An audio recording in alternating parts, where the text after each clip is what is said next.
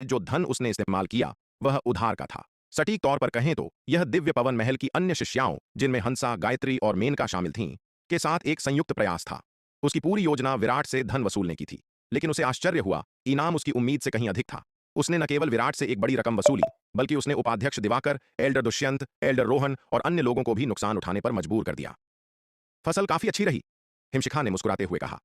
विराट से धन वसूलने और उसे खामोशी से नुकसान सहने पर मजबूर करने की इस बात ने उसे बहुत संतुष्टि दी। इसके बाद महिलाओं का समूह उत्साहपूर्वक अपनी लूट का हिसाब लगाने लगा। जूनियर बहन वैदेही, यह महाविपत्ति लोक दिव्य अस्त्र तुम्हारे लिए वापस आ गया है। हिमशिखा ने वैदेही द्वारा दिया गया महाविपत्ति लोक दिव्य अस्त्र निकाला और उसे सौंप दिया। सीनियर बहन हिमशिखा, यह आपके लिए एक बधाई उपहार है, कृपया इसे रख लें। वैदेही ने अपना हाथ हिलाते हुए कहा। यद्यपि हिमशिखा को यह महाविपत्ति लोक दिव्य अस्त्र देने का उसका एक उद्देश्य विराट से धन वसूलना भी था, लेकिन यह हिमशिखा के लिए उसकी सच्ची बधाई भी थी। वैदेही का दृढ़ रवैया देखकर हिमशिखा ने कुछ पल सोचा और जिद नहीं की, क्योंकि यह वैदेही का एक दयालु भाव था। अगर वह इसे वैदेही को लौटाने की जिद करती तो संभवतः वैदेही की भावनाओं को ठेस पहुंचती। अब इस महाविपत्ति लोक दिव्य अस्त्र को स्वीकार करके वह बाद में वैदेही को किसी अन्य तरीके से मुआवजा दे सकती थी। अपने निवास पर लौटने के बाद विराट अनंत परम मीनार के दूसरे स्तर में दाखिल हुआ। आकाश की सातवीं आसमानी बिजली को सोख चुके नव आकाश विद्युत संग्रह ताबीज को देखकर विराट मन ही मन चकित होने से खुद को रोक नहीं पाया। इस सातवीं आसमानी बिजली में निहित ऊर्जा वास्तव में असाधारण थी। यहां तक कि अपने स्वर्ण नाग अवतार की वर्तमान ताकत के साथ भी वह शायद इस बिजली के प्रहार को सहन नहीं कर पाता। जब विराट सातवीं आसमानी बिजली को सोख चुके नव आकाश विद्युत संग्रह ताबीज को घूर रहा था, तभी उसके शरीर के भीतर मौजूद विद्युत भक्षक मोती फिर से मचलने लगा। विद्युत भक्षक मोती ने नव आकाश विद्युत संग्रह ताबीज द्वारा सोखी गई आसमानी बिजली के लिए एक अत्यंत तीव्र इच्छा प्रदर्शित की। सत्यानाश, क्या यह मरने की कोशिश कर रहा है? अपने शरीर के भीतर विद्युत भक्षक मोती को लगातार परेशानी खड़ी करते हुए महसूस कर विराट खुद को कोसने से नहीं रोक पाया। इस सातवीं आसमानी बिजली की ताकत ऐसी थी जिसे उसका स्वर्ण नाग अवतार भी शायद सहन न कर सके। उसकी असली काया की तो बात ही छोड़ दो। एक बार जब सातवीं आसमानी बिजली की ताकत फट पड़ी तो वह संभवतः टुकड़ों में उड़ जाएगा। हालांकि इस बार दबाए जाने के बाद विद्युत भक्षक मोती पहले की तरह शांत नहीं था। दबाए जाने के बावजूद विद्युत भक्षक मोती लगातार बिजली को निगलने के लिए दृढ़ संकल्पित रहा। यह देखकर विराट ने खुद को असहाय महसूस किया। उसके पास चौथी आसमानी बिजली को सोख चुके नव आकाश विद्युत संग्रह ताबीज को निकालने और विद्युत भक्षक मोती को उसे निगलने देने की कोशिश करने के अलावा कोई विकल्प नहीं था। पिछले एक वर्ष में तलवार संप्रदाय के काफी संख्या में योद्धाओं ने महाविपत्ति लोक में प्रवेश किया था। हालांकि अधिकांश योद्धाओं को 5 आसमानी बिजली के प्रहारों से नीचे की विपत्तियों के लिए नव आकाश विद्युत संग्रह ताबीज की आवश्यकता नहीं थी और वे अपनी ताकत से उनका सामना कर सकते थे। फिर भी कुछ कम संख्या में योद्धा ऐसे थे जिन्हें चौथी आसमानी बिजली के प्रहार का सामना करते समय नव आकाश विद्युत संग्रह ताबीज का उपयोग करने की आवश्यकता पड़ी। इसलिए विराट के पास अब कई नव आकाश विद्युत संग्रह ताबीज थे जिन्होंने चौथी आसमानी बिजली के प्रहार को सोख लिया था। इस अवधि के अभ्यास के बाद विराट की ताकत उस समय की तुलना में बहुत अधिक थी जब उसने पहली बार आरोहण लोक के चरम स्तर पर प्रवेश किया था। अनंत परम मीनार के दूसरे स्तर के भीतर वह चौथी आसमानी बिजली के प्रहार की शक्ति को मुश्किल से सहन करने में सक्षम होना चाहिए था। यह देखकर कि विराट ने अंततः उसे आसमानी बिजली को सोखने की अनुमति दे दी है, विद्युत भक्षक मोती खुशी से झूम उठा। Sizzle, sizzle, sizzle. बैंगनी बिजली की लकीरें विराट के शरीर से निकलीं और उसके सामने मौजूद नव आकाश विद्युत संग्रह ताबीज की ओर फैल गईं। ये बैंगनी बिजली की लकीरें नव आकाश विद्युत संग्रह ताबीज में प्रवेश कर गईं और लालच से उसके भीतर की आसमानी बिजली को सोखने लगी। Sizzle, sizzle. जैसे ही नव आकाश विद्युत संग्रह ताबीज के भीतर की आसमानी बिजली लगातार सोखी जा रही थी, विराट का शरीर बैंगनी बिजली की लकीरों से ढकने लगा। विराट के शरीर में प्रवेश करने वाली ये बैंगनी बिजली की लकीरें विद्युत भक्षक मोती द्वारा सोखे जाने के अलावा विराट के भौतिक शरीर को जबरदस्त तरीके से मजबूत भी कर रही थीं। विराट ने सावधानीपूर्वक उस गति को नियंत्रित किया जिस पर विद्युत भक्षक मोती आसमानी बिजली को सोख रहा था, ताकि यह एक ही बार में बहुत अधिक न सोख ले और नव आकाश विद्युत संग्रह ताबीज के भीतर की आसमानी बिजली अचानक फट न जाए। जैसे जैसे आसमानी बिजली लगातार सोखी गई, विद्युत भक्षक मोती का स्तर धीरे धीरे बढ़ता गया, प्रारंभिक निम्न श्रेणी के जन्मजात स्तर से मध्य श्रेणी के जन्मजात स्तर तक और फिर धीरे धीरे उच्च श्रेणी के जन्मजात स्तर तक। विराट के शरीर में प्रवेश करने वाली सभी आसमानी बिजली को विद्युत भक्षक मोती द्वारा नहीं सोखा गया था। सटीक रूप से कहें तो इसने केवल एक छोटा सा हिस्सा ही सोखा था, जो कुल मात्रा के 1/3 से भी कम था। शेष 2/3 हिस्से को विराट के शरीर के भीतर मौजूद अनंत परम रक्तवंश और जन्मजात दांव शरीर द्वारा निगल लिया गया था। यह देखकर विद्युत भक्षक मोती काफी असंतुष्ट हुआ। उसके दृष्टिकोण से सारी आसमानी बिजली उसकी थी और अब अनंत परम रक्तवंश और जन्मजात दांव शरीर भी उसके साथ प्रतिस्पर्धा कर रहे थे, बड़ा हिस्सा ले रहे थे और उसके लिए केवल एक छोटा सा हिस्सा छोड़ रहे थे। हालांकि अपने असंतोष के बावजूद विद्युत भक्षक मोती ने कुछ भी करने की हिम्मत नहीं की। वह अनंत परम रक्तवंश को नाराज करने का जोखिम नहीं उठा सकता था। विराट के शरीर के भीतर अनंत परम रक्तवंश ही मुखिया था।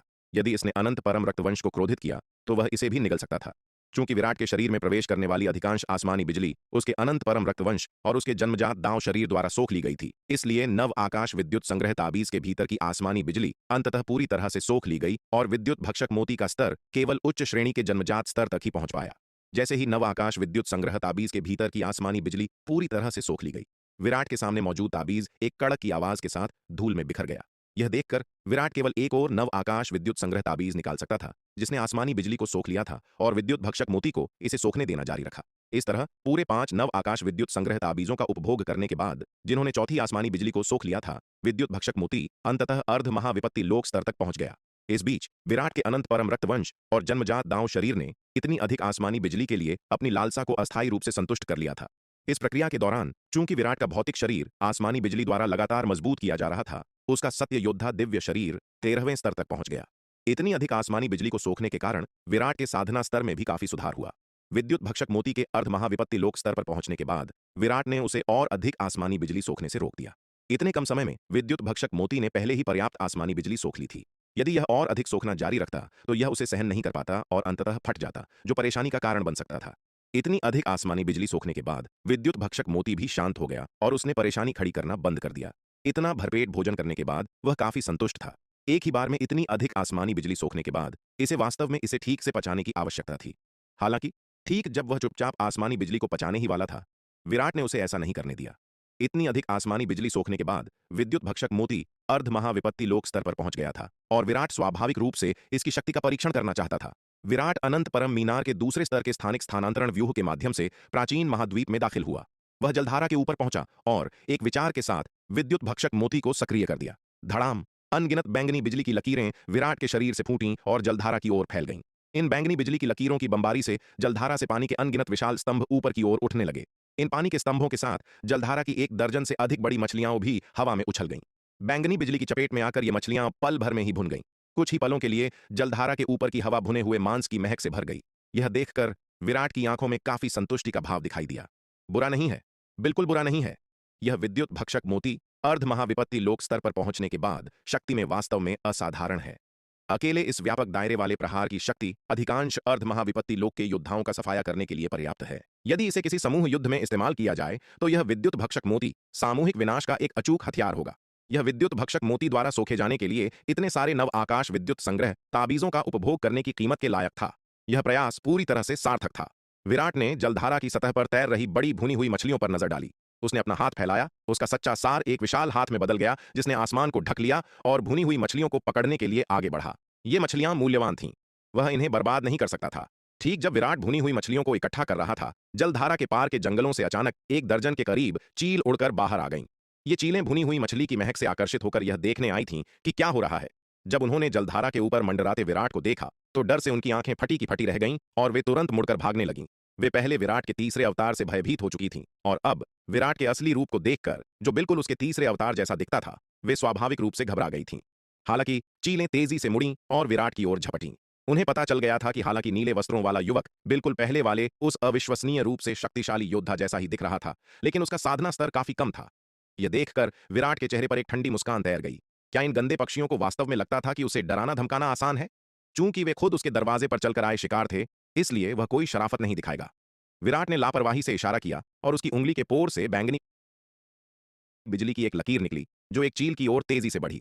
पहले उसने विद्युत भक्षक मोती के व्यापक दायरे वाले प्रहार का परीक्षण किया था। इस बार विराट विद्युत भक्षक मोती की केंद्रित शक्ति का परीक्षण कर रहा था। एक गगनभेदी गर्जना के साथ बैंगनी बिजली अकल्पनीय गति से आगे वाली चील से टकरा गई। बैंगनी बिजली के प्रहार से चील का शरीर अचानक अकड़ गया, फिर वह आसमान से नीचे गिर पड़ी। उसके शरीर से भुने हुए मांस की सुगंधित महक आ रही थी। स्पष्ट रूप से विराट की बैंगनी बिजली की चपेट में आने के बाद वह तुरंत भुन गई थी। यह देखकर विराट को आश्चर्य और खुशी दोनों हुए। विद्युत भक्षक मोती का यह केंद्रित प्रहार उसके पिछले व्यापक दायरे वाले प्रहारों की तुलना में 10 गुना अधिक शक्तिशाली था। इस एक ही प्रहार की शक्ति लगभग पारलौकिक क्षेत्र के किसी विशेषज्ञ की शक्ति के बराबर थी। अपने स्तर में वृद्धि के बाद विद्युत भक्षक मोती व्यावहारिक रूप से उसका सबसे शक्तिशाली जानलेवा दांव बन गया था। अकेले इस विद्युत भक्षक मोती से वह पारलौकिक क्षेत्र से नीचे के लगभग सभी योद्धाओं का सफाया कर सकता था। 1 दर्जन के करीब चीलें विराट के अविश्वसनीय रूप से शक्तिशाली प्रहार को देखकर भयभीत हो गईं और भागने के लिए मुड़ी। भागने की कोशिश कर रहे हो? बहुत देर हो चुकी है। विराट ने ठाका लगाया। वह बिजली की गति से आगे बढ़ा और चीलों का पीछा किया। Sizzle, sizzle, sizzle. विराट की उंगलियों से बैंगनी बिजली की लकीरें निकलीं। इन बैंगनी बिजली के प्रहार के तहत चीलें लगभग पल भर में ही जमीन पर गिर पड़ी। जल्द ही विराट ने चीलों का पूरी तरह से सफाया कर दिया। उसने जलधारा से भुनी हुई मछलियां और चीलें इकट्ठी की। फिर अपनी पवन वेग नौका निकाली, सामने वाले जंगल में गया, दर्जनों आड़ू तोड़े और पवन वेग नौका का उपयोग करके उन्हें वापस स्थानिक स्थानांतरण व्यूह तक ले आया। फिर उसने एक एक करके आड़ुओं को वापस अनंतपरम मीनार के दूसरे स्तर में भेज दिया। अनंतपरम मीनार के दूसरे स्तर पर लौटने पर विराट ने नाग को तारों की रोशनी में बैठे, पैर मोड़े और आराम से जादुई हथियारों के टुकड़े खाते हुए देखा। विराट का चेहरा थोड़ा उदास हो गया। वह पास गया और उसने बालक के सिर पर एक थप्पड़ रसीद कर दिया। सत्यानाश! विराट, क्या तुम खुद को मरवाने की कोशिश कर रहे हो? बालक गुस्से से उछल पड़ा। अरे मूर्ख, क्या तूने उन सभी युद्ध अस्त्रों और काले सुनहरे पुतलों की मरम्मत कर दी है? बस यहां आलस में पड़ा है। विराट ने चिढ़ते हुए कहा। वे बहुत पहले ही ठीक हो चुके हैं, क्या तुम खुद जाकर नहीं देख सकते? नीले वस्त्रधारी बालक ने गुस्से में कहा। वह कमीना विराट वास्तव में नीच था, जो हमेशा उसके सिर पर इस तरह मारता था। क्या उसे यानी नाग पाताल तलवार की आत्मा को कोई आत्मसम्मान नहीं था? सौभाग्य से शार्दूल, नन्ही चिड़िया और कुरमा यहां नहीं थे, वरना वह यानी नाग अपना मुंह कहां छिपाता? विराट ने दूर खड़े काले सुनहरे पुतलों और विशाल यांत्रिक सेना की मशीनों पर नजर डाली। ऐसा लग रहा था कि इन युद्ध मशीनों और काले सुनहरे पुतलों की वास्तव में मरम्मत हो चुकी थी। विराट ने पास जाकर सावधानीपूर्वक उनका निरीक्षण किया और पाया कि युद्ध मशीनों और काले सुनहरे पुतलों की वास्तव में मरम्मत की गई थी। इस बार नाग ने उससे झूठ नहीं बोला था।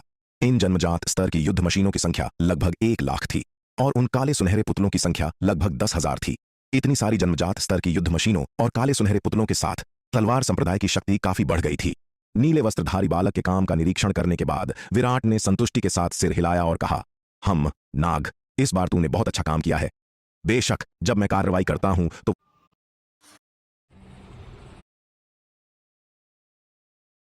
वह कभी साधारण नहीं होती।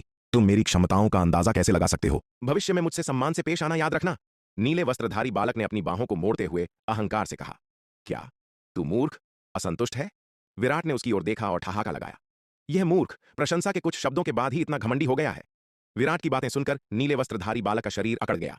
ठीक है, मैं विशाल हृदय वाला हूं, मैं तुम्हारे स्तर तक नहीं गिरूंगा, नीले वस्त्रधारी बालक ने नाक सिकोड़ते हुए कहा। इसके साथ ही वह जाने के लिए मुड़ा। उसे पता था कि वह संभवतः विराट को नहीं हरा सकता। विशेष रूप से अनंत परम मीनार के दूसरे स्तर में विराट के लिए उसे नियंत्रित करना अविश्वसनीय रूप से आसान होगा। नाग, चूंकि अब तू खाली है तो तुझे नाग दंत चावल के खेतों और उन औषधीय खेतों की देखभाल करनी चाहिए। इसी क्षण उसके पीछे से फिर से विराट की आवाज गूंज उठी। विराट की बातें सुनकर नीले वस्त्रधारी बालक फिर से अकड़ गया। विराट, बहुत दूर मत जाओ, तुम वास्तव में मेरे साथ एक मजदूर की तरह व्यवहार कर रहे हो। नीले वस्त्रधारी बालक पीछे मुड़ा और गुस्से से चिल्लाया। शार्दूल, नन्ही चिड़िया और कोरमा अभी यहां नहीं है। अगर तू ये काम नहीं करेगा तो कौन करेगा? क्या तू मुझसे यह काम करवाने की उम्मीद करता है? विराट ने उसकी ओर देखते हुए कहा। नीले वस्त्रधारी बालक कुछ पलों के लिए अवाक रह गया। अब जब शार्दूल, नन्ही चिड़िया और कुरमा यहां नहीं थे तो यह काम वास्तव में उसी के सिर आना था। जहां तक विराट से खुद यह काम करवाने की बात थी तो यह स्पष्ट रूप से असंभव था। तुम मुझसे काम करवा सकते हो, लेकिन तुम्हें मुझे भुगतान करना होगा। कुछ देर बाद नीले वस्त्रधारी बालक ने अंततः कहा। चूंकि बात पहले ही इस बिंदु तक पहुंच चुकी थी, इसलिए अब विरोध करने का कोई फायदा नहीं था। उसे अधिक लाभ प्राप्त करने के लिए इस अवसर का लाभ उठाना चाहिए। तुझे किस तरह का भुगतान चाहिए? विराट ने पूछा। ये जादुई हथियारों के टुकड़े मेरे द्वारा लगभग इस्तेमाल कर लिए गए हैं। जल्दी करो और मुझे एक और खेप प्रदान करो, नीले वस्त्रधारी बालक ने कहा। विराट हैरान रह गया। क्या मैंने तुझे आधा साल पहले ही एक खेप प्रदान नहीं की थी? यह इतनी जल्दी कैसे खत्म हो गई? विराट ने संदेहपूर्वक पूछा। वैसे भी यह लगभग खत्म हो गई है। अगर तुम्हें मुझ पर विश्वास नहीं है तो क्या तुम जांच करना चाहते हो? नीले वस्त्रधारी बालक ने कहा। वह हाल ही में तृतीय विपत्ति दिव्य अस्त्र के स्तर तक ठीक हो गया था, इसलिए जादुई हथियारों के टुकड़ों को सोखने की उसकी गति स्वाभाविक रूप से बहुत तेज थी। जो पहले 1 वर्ष की खपत के लिए पर्याप्त हुआ करता था, वह अब आधे साल में ही लगभग इस्तेमाल हो गया था। मूल रूप से नीले वस्त्रधारी बालक ने विराट द्वारा अपनी मर्जी से जादुई हथियारों के टुकड़ों की अगली खेप भेजने की प्रतीक्षा करने की योजना बनाई थी। हालांकि इसका मतलब यह होगा कि उसके पास कुछ समय तक उपयोग करने के लिए जादुई हथियारों के कोई टुकड़े नहीं होंगे। कम से कम इससे कोई नई परेशानी तो खड़ी नहीं होगी। आखिरकार वह विराट के चरित्र को बहुत अच्छी तरह से जानता था। यदि वह पहल करके विराट से जादुई हथियारों के टुकड़ों की मांग करता तो विराट न जाने उससे किस तरह की कड़ी मेहनत करवाता। आलसी होने से बचने के लिए उसने पूछने की जहमत ही नहीं उठाई। लेकिन अब जब विराट ने उसे नागदंत चावल के खेतों और औषधीय जड़ी बूटियों के खेतों के प्रबंधन की जिम्मेदारी सौंप दी थी तो वह इस बात को उठाए बिना नहीं रह सका। नीले वस्त्रधारी बालक की बातें सुनकर विराट ने उसे ऊपर से नीचे तक देखा और अंततः सिर हिलाते हुए कहा। ठीक है, तुझे इसके बारे में चिंता करने की जरूरत नहीं है। मैं कुछ ही समय में जादुई हथियारों के टुकड़ों की अगली खेप भेज दूंगा। उसे विश्वास नहीं था कि नीले वस्त्रधारी बालक इस बारे में उससे झूठ बोलेगा। इसके अलावा विराट बालक के ठीक होने को लेकर बहुत चिंतित था।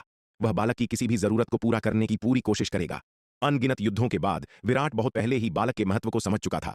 हालांकि उसके पास अब कई जानलेवा दांव थे। नाग पाताल तलवार उसका सबसे शक्तिशाली हथियार बनी हुई थी। महत्वपूर्ण क्षणों में नागपाताल तलवार ने ही युद्ध का पासा पलटा था।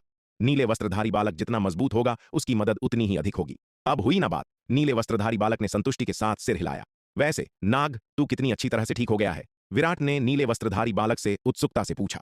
हालांकि नागपाताल तलवार उसका जन्मजात जादुई हथियार था, लेकिन नीले वस्त्रधारी बालक बहुत ही रहस्यमय था। यदि वह नहीं चाहता कि उसे उसकी वास्तविक शक्ति का पता चले, तो विराट उसकी क्षमताओं का अंदाजा नहीं लगा सकता था। नीले वस्त्रधारी बालक साधारण जादुई हथियारों से अलग था। विराट की वर्तमान शक्ति और अंतर्दृष्टि के साथ वह आसानी से एक महाविपत्ति लोक दिव्य अस्त्र को भी पहचान सकता था। लेकिन वह बस यह नहीं बता सकता था कि नीले वस्त्रधारी बालक कितनी अच्छी तरह से ठीक हो गया था। आखिरकार नागपाताल तलवार एक अज्ञात श्रेणी की प्राचीन दिव्य तलवार थी, जो केवल गंभीर क्षति के कारण अपनी वर्तमान स्थिति में आ गई थी। इससे पहले कि नीले वस्त्रधारी बालक एक महाविपत्ति लोक दिव्य अस्त्र के स्तर तक ठीक हो पाता, विराट अभी भी उसकी ताकत को पहचान सकता था। लेकिन अब वह ऐसा नहीं कर सकता था। स्पष्ट रूप से जादुई हथियारों के इतने सारे टुकड़ों का उपभोग करने के बाद इस व्यक्ति की रिकवरी काफी अच्छी होनी चाहिए। खैर, जब तुम्हारी ताकत में सुधार होगा तो तुम्हें पता चल जाएगा। विराट के सवाल का सामना करते हुए नीले वस्त्रधारी बालक ने सीधे जवाब नहीं दिया, बल्कि उसे असमंजस में रखा। वह विराट को ठीक से नहीं बताएगा कि वह कितना ठीक हो गया था। अन्यथा अगर विराट ने शार्दूल और नन्ही चिड़िया को बता दिया तो क्या यह भयानक नहीं होगा? हालांकि वह एक तृतीय विपत्ति दिव्य अस्त्र के स्तर तक ठीक हो गया था, लेकिन उसकी अपनी ताकत अभी भी शार्दूल का मुकाबला नहीं कर सकती थी। एक जादुई हथियार के रूप में इसे अपनी वास्तविक शक्ति को उजागर करने के लिए, इसे सक्रिय करने के लिए अपने मालिक की आवश्यकता होती है। यदि वह अपनी शक्ति से शार्दूल को पूरी तरह से अभिभूत करना चाहता था, तो उसे कम से कम चतुर्थ विपत्ति दिव्य अस्त्र के स्तर तक ठीक होना पड़ेगा। यह सुनकर विराट ने उसकी ओर देखा। आगे पूछने में बहुत आलस महसूस कर रहा था। वह इस व्यक्ति से कुछ भी नहीं छिपा सकता था। लेकिन बालक के शब्दों के बिना भी विराट मोटे तौर पर उसकी रिकवरी की सीमा का अनुमान लगा सकता था। अगर यह व्यक्ति तृतीय विपत्ति दिव्य अस्त्र से ऊपर के स्तर पर ठीक हो गया होता, तो उसके व्यक्तित्व को देखते हुए उसने बिना पूछे ही उसके सामने दिखावा कर दिया होता। क्योंकि अगर वह चतुर्थ विपत्ति दिव्य अस्त्र या उससे भी ऊंचे स्तर पर ठीक हो गया होता, तो उसकी ताकत ही शार्दूल को पूरी तरह से अभिभूत करने के लिए पर्याप्त होती। इसलिए उसे अपनी क्षमताओं को इस तरह छिपाने की आवश्यकता नहीं होती। इसलिए विराट ने अनुमान लगाया कि नीला बालक संभवतः पहले ही द्वितीय विपत्ति या तृतीय विपत्ति दिव्य अस्त्र के स्तर पर ठीक हो गया था। विराट अनंत परम मीनार के दूसरे स्तर में अधिक देर तक नहीं रुका। वह खजाना विभाग गया, शालिनी को खोजा और उससे जादुई हथियारों के उन टुकड़ों के लिए कहा जो उसने हाल ही में एकत्र किए थे। अब शून्य समाधि महाद्वीप के अधिकांश योद्धाओं के पास तलवार संप्रदाय का पहचान टोकन था, जिससे उन्हें सीधे तलवार संप्रदाय के खजाना विभाग में व्यापार करने की अनुमति मिल गई थी। उनके द्वारा एकत्र किए गए जादुई हथियारों के टुकड़ों का सीधे तलवार संप्रदाय के खजाना विभाग में युद्ध गुणों के लिए आदान प्रदान किया गया था, जिसमें एल्डर सावित्री की भागीदारी को दरकिनार कर दिया गया था। एल्डर पवन, एल्डर शेखर, एल्डर लक्ष्मण और अन्य लोगों ने शून्य समाधि महाद्वीप के इन योद्धाओं को वह करने से नहीं रोका जो उन्होंने किया था। आखिरकार शून्य समाधि महाद्वीप के योद्धाओं को वैसे भी युद्ध गुणों से लाभ होगा, इसलिए चाहे वे एल्डर सावित्री के हाथों से होकर गुजरें या नहीं, इससे कोई फर्क नहीं पड़ता। जादुई खजाने के इन टुकड़ों को लेने के बाद विराट ने शालिनी को दर्जनों आड़ू भी दिए, जो वह अभी अभी प्राचीन महाद्वीप से लाया था। ये प्राचीन महाद्वीप के आड़ू अब तलवार संप्रदाय के भीतर सख्ती से प्रतिबंधित संसाधन नहीं माने जाते हैं। साधारण योद्धा अपने युद्ध गुणों के आधार पर खजाना विभाग से उनका आदान प्रदान कर सकते हैं, इसलिए उनके लिए उसके पास आने की कोई आवश्यकता नहीं है। नव आकाश विद्युत संग्रह ताबीज जैसे अत्यंत दुर्लभ संसाधनों के विपरीत, जिन्हें उसे व्यक्तिगत रूप से आवंटित करना होगा। जादुई हथियारों के टुकड़ों की यह खेप प्राप्त करने के बाद विराट ने पश्चिमी महाद्वीप में दानवनाशक नगर की एक और यात्रा की। उसने नीले बालक द्वारा मरम्मत किए गए लगभग 1 लाख जन्मजात स्तर के युद्ध अस्त्र जनरल जयपाल को सौंप दिए और उसे निर्देश दिया कि वह यांत्रिक सेना के सैनिकों का नेतृत्व कर इन युद्ध अस्त्रों को दानवनाशक नगर में तैनात करे। इसके बाद विराट ने अंधकार पर्वत के चारों ओर बनने वाली व्यूह दीवार के निर्माण की प्रगति का निरीक्षण किया। इस समय अंधकार पर्वत के चारों ओर व्यूह दीवार पहले से ही 60 या 70% पूरी हो चुकी थी। इस गति से यह अनुमान लगाया गया था कि यह शानदार परियोजना अधिकतम 3 या 4 वर्षों में पूरी तरह से पूरी हो जाएगी। यह देखकर विराट ने काफी संतुष्ट भाव प्रदर्शित किया। एक बार व्यूह दीवार बन जाने के बाद शक्ति सिंधु महाद्वीप के पास सच्ची रक्षात्मक क्षमता होगी। निसंदेह विराट ने चयन की सांस नहीं ली। अंधकार दानव रसातल में छोड़ा गया उसका अंधकार दानव अवतार लगातार अंधकार दानव वंश की गतिविधियों की निगरानी कर रहा था। हालांकि भैरव कबीले को लगातार युद्धों के बाद भारी नुकसान उठाना पड़ा था, लेकिन अब उसकी अपनी ताकत चिंता का विषय नहीं थी। आखिरकार भैरव कबीले के द्वितीय विपत्ति लोक से ऊपर के उच्च स्तरीय लड़ाके शक्ति सिंधु महाद्वीप पर नहीं आ सकते थे और इससे कोई खतरा नहीं था। हालांकि कंटक महाद्वीप, जहां भैरव कबीला स्थित था, में भैरव कबीले जैसे सैकड़ों अन्य छोटे अंधकार दानव कबीले थे। इसके अलावा महत्वपूर्ण बात यह है कि कंटक महाद्वीप में 3 कबीले भी थे। इन 3 मध्यम आकार के कबीलों में कपाल कबीला भी था, जिसके पास एक नवम विपत्ति लोक का विशेषज्ञ था। हालांकि कपाल कबीला वर्तमान में शक्ति सिंधु महाद्वीप में दिलचस्पी नहीं ले रहा था, लेकिन इस बात की गारंटी देना मुश्किल था कि भैरव कबीला शक्ति सिंधु महाद्वीप पर हमला करने के लिए अन्य छोटे कबीलों के साथ एकजुट नहीं होगा। इसलिए विराट ने अंधकार दानवों के खतरे का सामना करते हुए कभी भी आराम करने की हिम्मत नहीं की। दुर्भाग्य से अंधकार दानव रसातल में उसने जो अंधकार दानव अवतार छोड़ा था उसका साधना स्तर बहुत कम था, जो केवल दिव्य विकास लोक के अंतिम चरण में था। इसके अलावा काल भैरव की स्थिति को देखते हुए उसके लिए वास्तव में उच्च स्तरीय रहस्यों तक पहुंचना मुश्किल होगा। इसके अलावा पिछले युद्ध में अपनी हार के बाद से अंधकार दानव वंश ने स्थानिक मार्ग पर बेहद सख्त नियंत्रण बनाए रखा है। विशेष कर्मियों को छोड़कर किसी को भी मार्ग के पास जाने की अनुमति नहीं है। उस कंटक महाद्वीप की यात्रा करने के लिए इसका उपयोग करने की तो बात ही छोड़ दें, जहां भैरव कबीला रहता है। यह उन सूचनाओं को गंभीर रूप से सीमित करता है जो विराट इकट्ठा कर सकता है। हालांकि इसके बावजूद विराट के अंधकार दानव अवतार ने कुछ जानकारी इकट्ठा करने में कामयाबी हासिल की। जैसा कि विराट को डर था, भैरव कबीला वास्तव में शक्ति सिंधु महाद्वीप पर संयुक्त हमले का प्रयास करते हुए अन्य छोटे कबीलों के साथ एकजुट हो रहा था। कहा जाता था कि भैरव कबीला पहले ही 5 अन्य कबीलों के साथ गठबंधन कर चुका था और कुछ चर्चा के बाद वे एक समझौते पर पहुंच गए थे। वर्तमान में वे 5 कबीले अपनी सेनाओं को जुटा रहे थे और भैरव कबीले पर इकट्ठा हो रहे थे। एक बार उनकी सेनाएं इकट्ठा हो जाने के बाद यह अनुमान लगाया गया था कि एक और महान युद्ध शुरू होगा। यह खबर जानने पर विराट ने तत्काल आवश्यकता की एक मजबूत भावना महसूस की। उसने भी आगामी महान युद्ध की तैयारी के लिए सब कुछ जुटाना शुरू कर दिया। यह युद्ध पिछले किसी भी युद्ध की तुलना में कहीं अधिक भयंकर होने की उम्मीद थी। अस्त्र निर्माण कार्यशाला में विराट ने आचार्य केशव को निर्देश दिया कि वे जल्द से जल्द यथासंभव 9वें स्तर के मध्य श्रेणी युद्ध व्यूह कवच तैयार करें, जो कि तलवार संप्रदाय और दांव संघ की आरोहण लोक की सेनाओं को जल्द से जल्द अपने उपकरणों को बदलने की अनुमति देने के लिए पर्याप्त हो। सैन्य तैयारियों के अलावा विराट ने उन योद्धाओं को भी लगातार दिव्य पंख तलवार व्यूह का प्रशिक्षण दिलाया जिन्होंने महाविपत्ति लोक में प्रवेश कर लिया था। वर्तमान में शक्ति सिंधु महाद्वीप और शून्य समाधि महाद्वीप पर महाविपत्ति लोक के विशेषज्ञों की संयुक्त संख्या 100 के करीब पहुंच रही थी। हालांकि उन्होंने अभी तक दिव्य पंख तलवार व्यूह के लिए आवश्यक 108 महाविपत्ति लोक के विशेषज्ञों को पूरी तरह से इकट्ठा नहीं किया था, लेकिन यह पहले से ही इसकी अधिकांश शक्ति को उजागर करने के लिए पर्याप्त था। विराट के स्वर्ण नाग अवतार ने भी अन्य सभी कार्यों को त्याग दिया, दिन रात अभ्यास किया ताकि जल्द से जल्द अर्ध महाविपत्ति लोक में प्रवेश किया जा सके।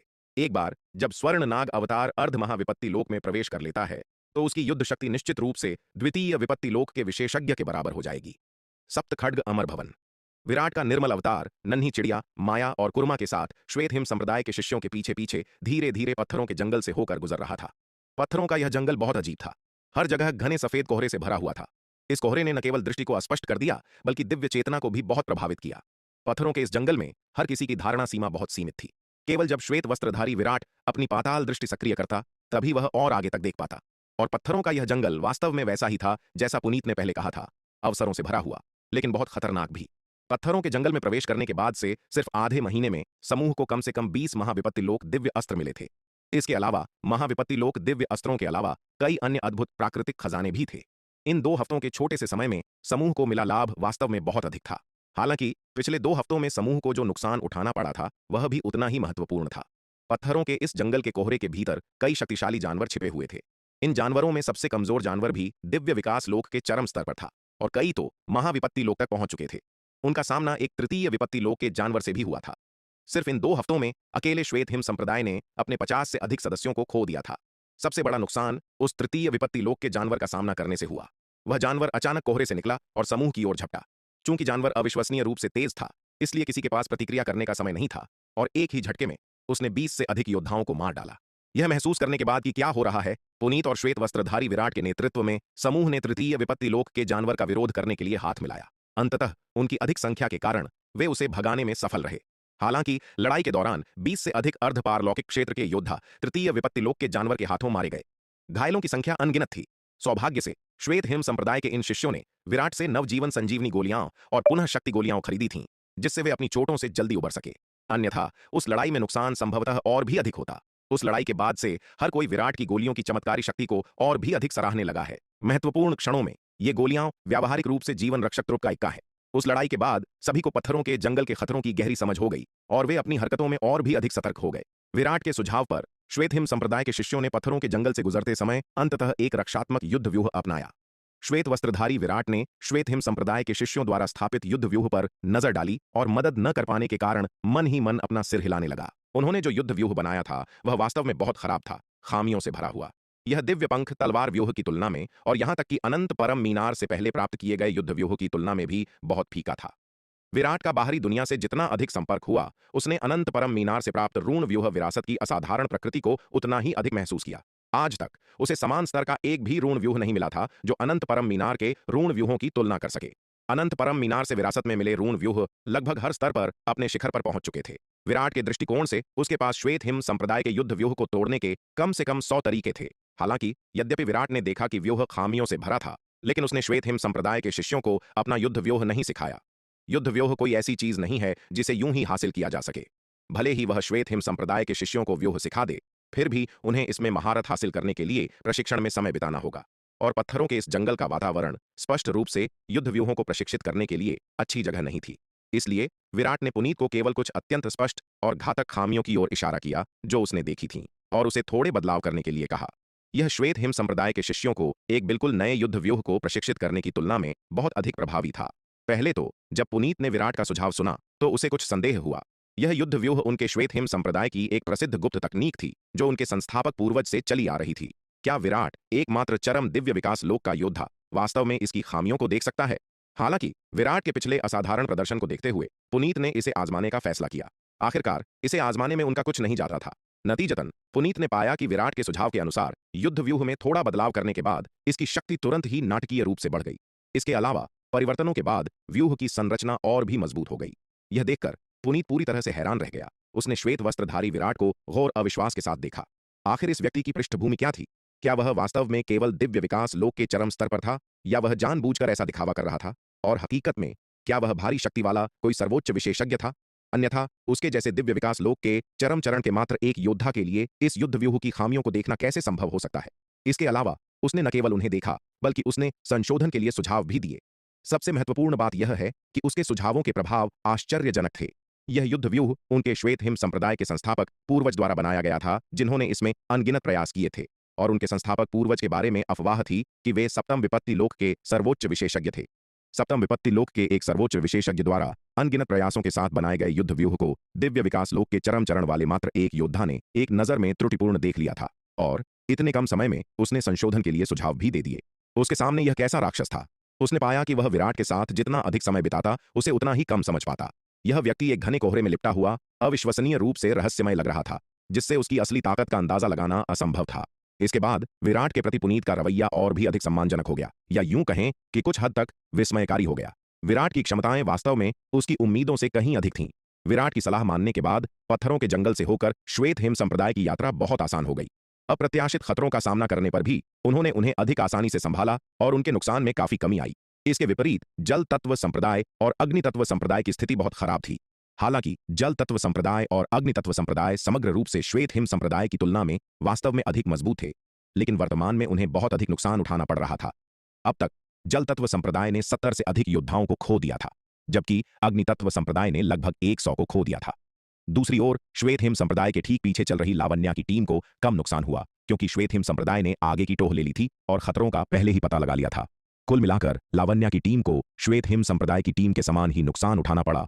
प्रत्येक में लगभग 50 योद्धा मारे गए। पत्थरों के जंगल के खतरों का अनुभव करने के बाद लावण्या मन ही मन खुश हुई कि उसने विराट की श्वेत हिम संप्रदाय टीम का अनुसरण करने का बुद्धिमानी भरा विकल्प चुना था। अन्यथा इस अवधि के दौरान उसकी टीम का नुकसान संभवतः दोगुने से भी अधिक होता। यह देखकर जल तत्व संप्रदाय और अग्नि तत्व संप्रदाय के योद्धाओं ने भी ऐसा ही किया। आगे की टोह लेने और अपने स्वयं के नुकसान को कम करने के लिए श्वेत हिम संप्रदाय की टीम के पीछे चलने लगे। मूल रूप से जल तत्व संप्रदाय, श्वेत हिम संप्रदाय और अग्नि तत्व संप्रदाय की टीमें एक दूसरे से कुछ दूरी पर थीं। लेकिन अब श्वेत हिम संप्रदाय की टीम के पीछे जल तत्व संप्रदाय और अग्नि तत्व संप्रदाय की टीमों के होने से तीनों टीमों के बीच की दूरी बहुत कम हो गई थी। जल तत्व संप्रदाय और अग्नि तत्व संप्रदाय के वे कमीने सचमुच बेशर्म हैं। यह दृश्य देखकर जिग्नेश ने गुस्से में कहा, ये कमीने अपने लिए आगे की टोह लेने के लिए हमारे श्वेत हिम संप्रदाय के सदस्यों का इस्तेमाल कर रहे हैं। क्या शानदार विचार है। पुनीत ने अपना हाथ हिलाते हुए कहा, रहने दो, हम इन बेशर्म दुष्टों से उलझने में बहुत आलसी हैं। हमें बस अपने काम पर ध्यान देना चाहिए। श्वेत हिम संप्रदाय, जल तत्व संप्रदाय और अग्नि तत्व संप्रदाय के योद्धाओं की हरकतों के बारे में कुछ नहीं कर सकता था। क्या उन्हें वास्तव में उनसे लड़ना चाहिए? इसका मतलब जल तत्व संप्रदाय, अग्नि तत्व संप्रदाय और लावण्या की टीम का एक साथ विरोध करना होगा। अपनी ताकत के बावजूद श्वेत हिम संप्रदाय एक के खिलाफ 3 से लड़ ही नहीं सकता था, इसलिए सबसे अच्छा तरीका उन्हें नजरअंदाज करना था। पुनीत की बातें सुनकर जिग्नेश गुस्से में आ गया, लेकिन वह कुछ नहीं कर सकता था। और इस तरह चारों टीमें, सामने श्वेत हिम संप्रदाय की टीम और पीछे जल तत्व संप्रदाय, अग्नि तत्व संप्रदाय और लावण्या की टीमें धीरे धीरे खतरनाक पत्थरों के जंगल से अपनी यात्रा जारी रखीं। नन्ही चिड़िया, माया, कुरमा, हमारे बाईं ओर हमसे लगभग 15,000 मील दूर 10,000 फीट ऊंचा एक पत्थर का स्तंभ है। क्या तुम इसे देखते हो? उस दिन जब समूह यात्रा कर रहा था, श्वेत वस्त्रधारी विराट ने अचानक अपने विचारों को नन्ही चिड़िया माया और कुर्मा तक पहुंचाया। विराट, ये बहुत दूर है और कोहरा हमारी दृष्टि को बाधित करता है। हम साफ साफ कैसे देख सकते हैं? ये सुनकर नन्ही चिड़िया ने अपने पंख फड़फड़ाए और बड़बड़ाई। हालांकि इसकी ताकत विराट से अधिक थी, लेकिन इसके पास विराट की पाताल दृष्टि नहीं थी। कोहरे में लिपटे पत्थरों के इस जंगल में यह इतनी दूर तक नहीं देख सकती थी।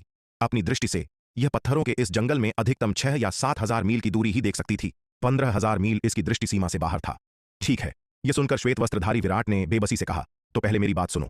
हमारी बाईं ओर और थोड़ा आगे लगभग 15,000 मील दूर 10,000 फीट ऊंचा एक पत्थर का स्तंभ है। इस पत्थर के स्तंभ पर एक तृतीय विपत्ति दिव्य अस्त्र यानी लंबी तलवार वाला जादुई खजाना है। जब समय आएगा तुम लोग उस तृतीय विपत्ति दिव्य अस्त्र लंबी तलवार वाले जादुई खजाने को हासिल करने में मेरी मदद करोगी। चूंकि हमने पहले ही जादुई खजाने को खोज लिया है, तो हम किसका इंतजार कर रहे हैं? मैं अभी वहां जाऊंगी और उस तृतीय विपत्ति दिव्य अस्त्र लंबी तलवार वाले जादुई खजाने को हासिल कर लूंगी। यह सुनकर नन्ही चिड़िया ने उत्साह से कहा, मूर्ख चिड़िया, तुम्हें किस बात की जल्दी है?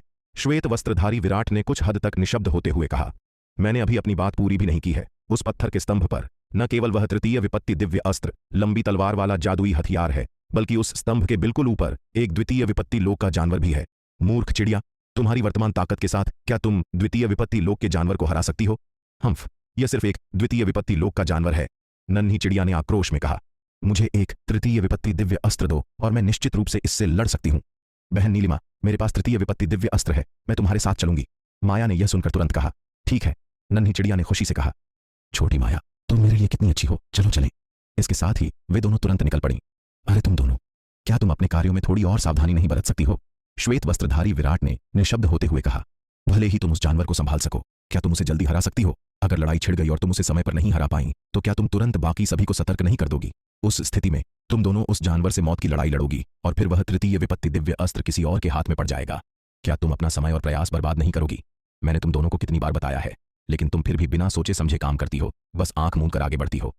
विराट, फिर तुम क्या सुझाव देते हो? नन्ही चिड़िया ने गुस्से में कहा, समूह के साथ रहो और आगे बढ़ते रहो, भाग कर मत जाओ। ऐसा ना हो कि तुम ध्यान आकर्षित कर लो। जब हम उस पत्थर के स्तंभ के करीब पहुंचेंगे तो मेरे आदेशों का पालन करना।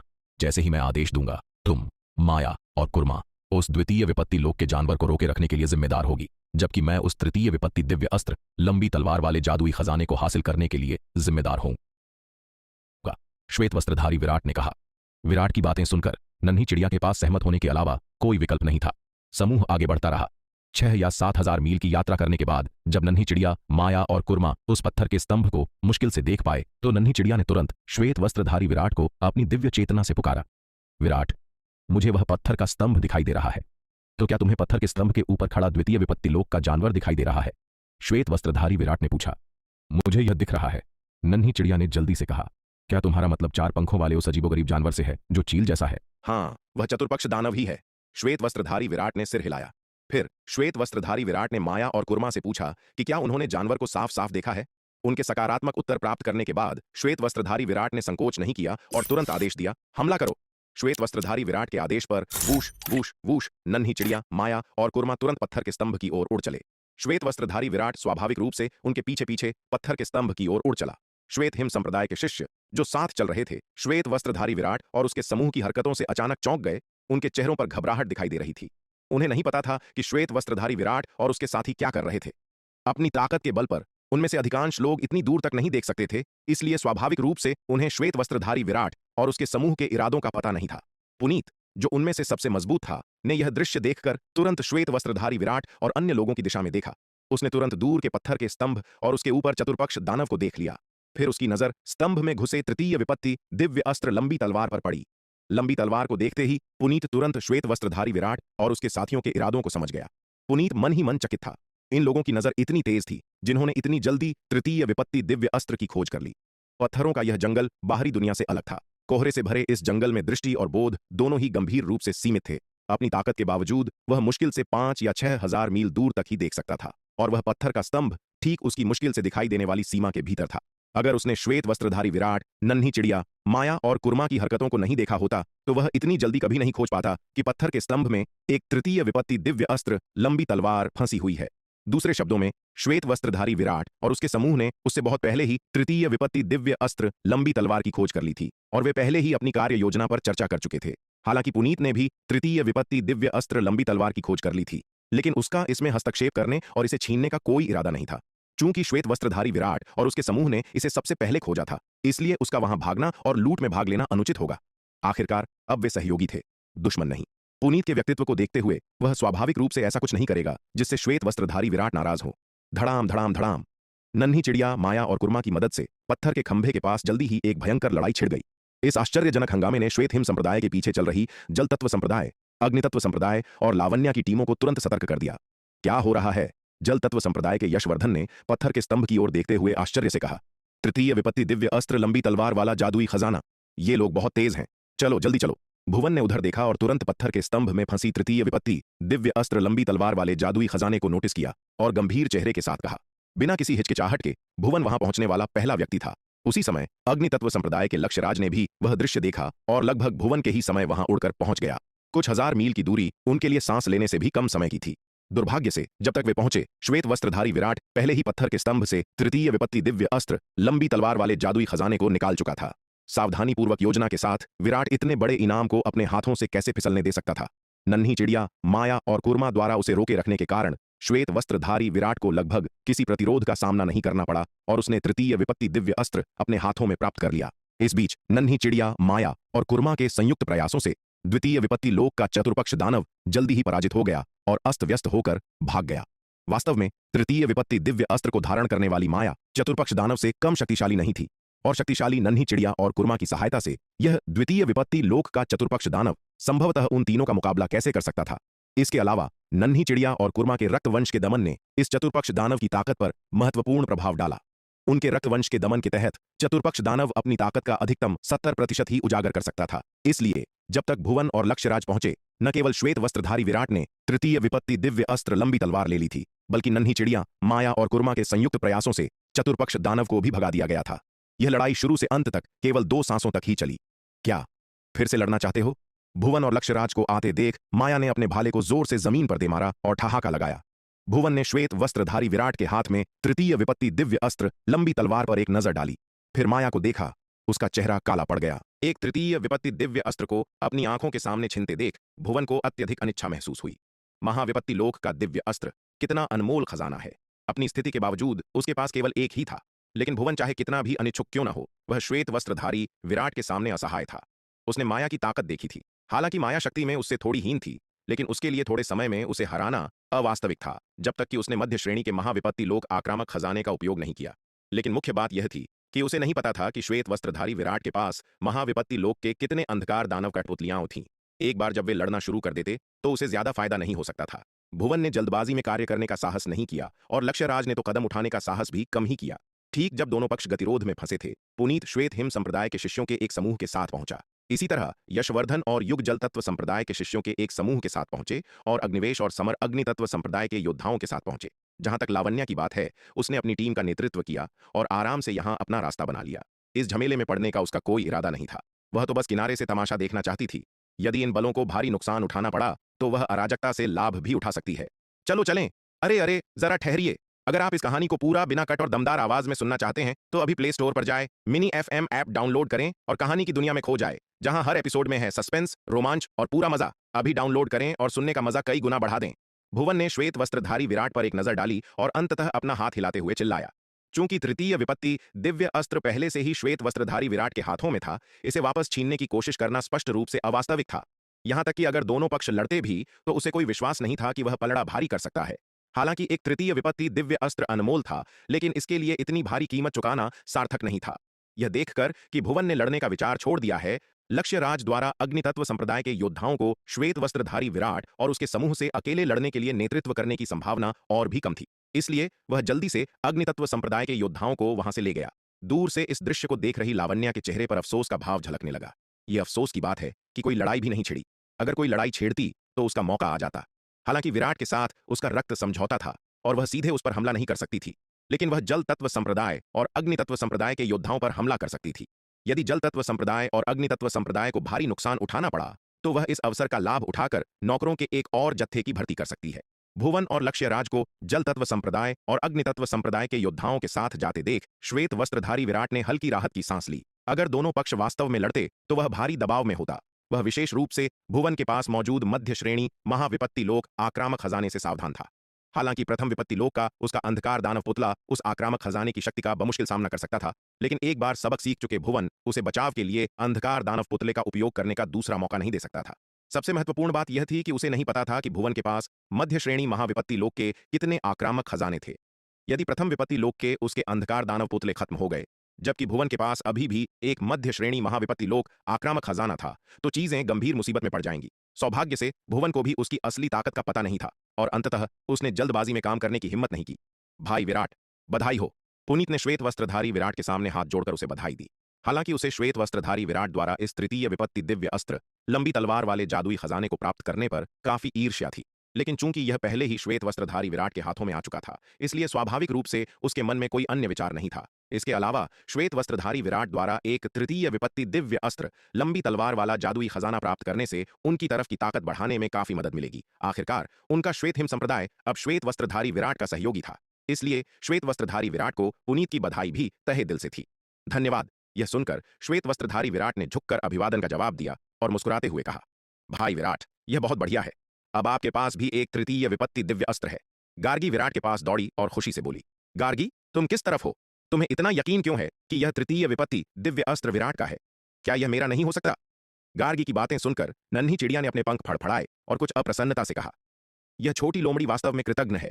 उसने उसे एक अच्छी बहन माना था और अब वह पूरी तरह से विराट का पक्ष ले रही है। आह, ध्यान से सोचने पर छोटी माया अधिक भरोसेमंद है, अन्य महिलाएं सभी थोड़ी अविश्वसनीय हैं।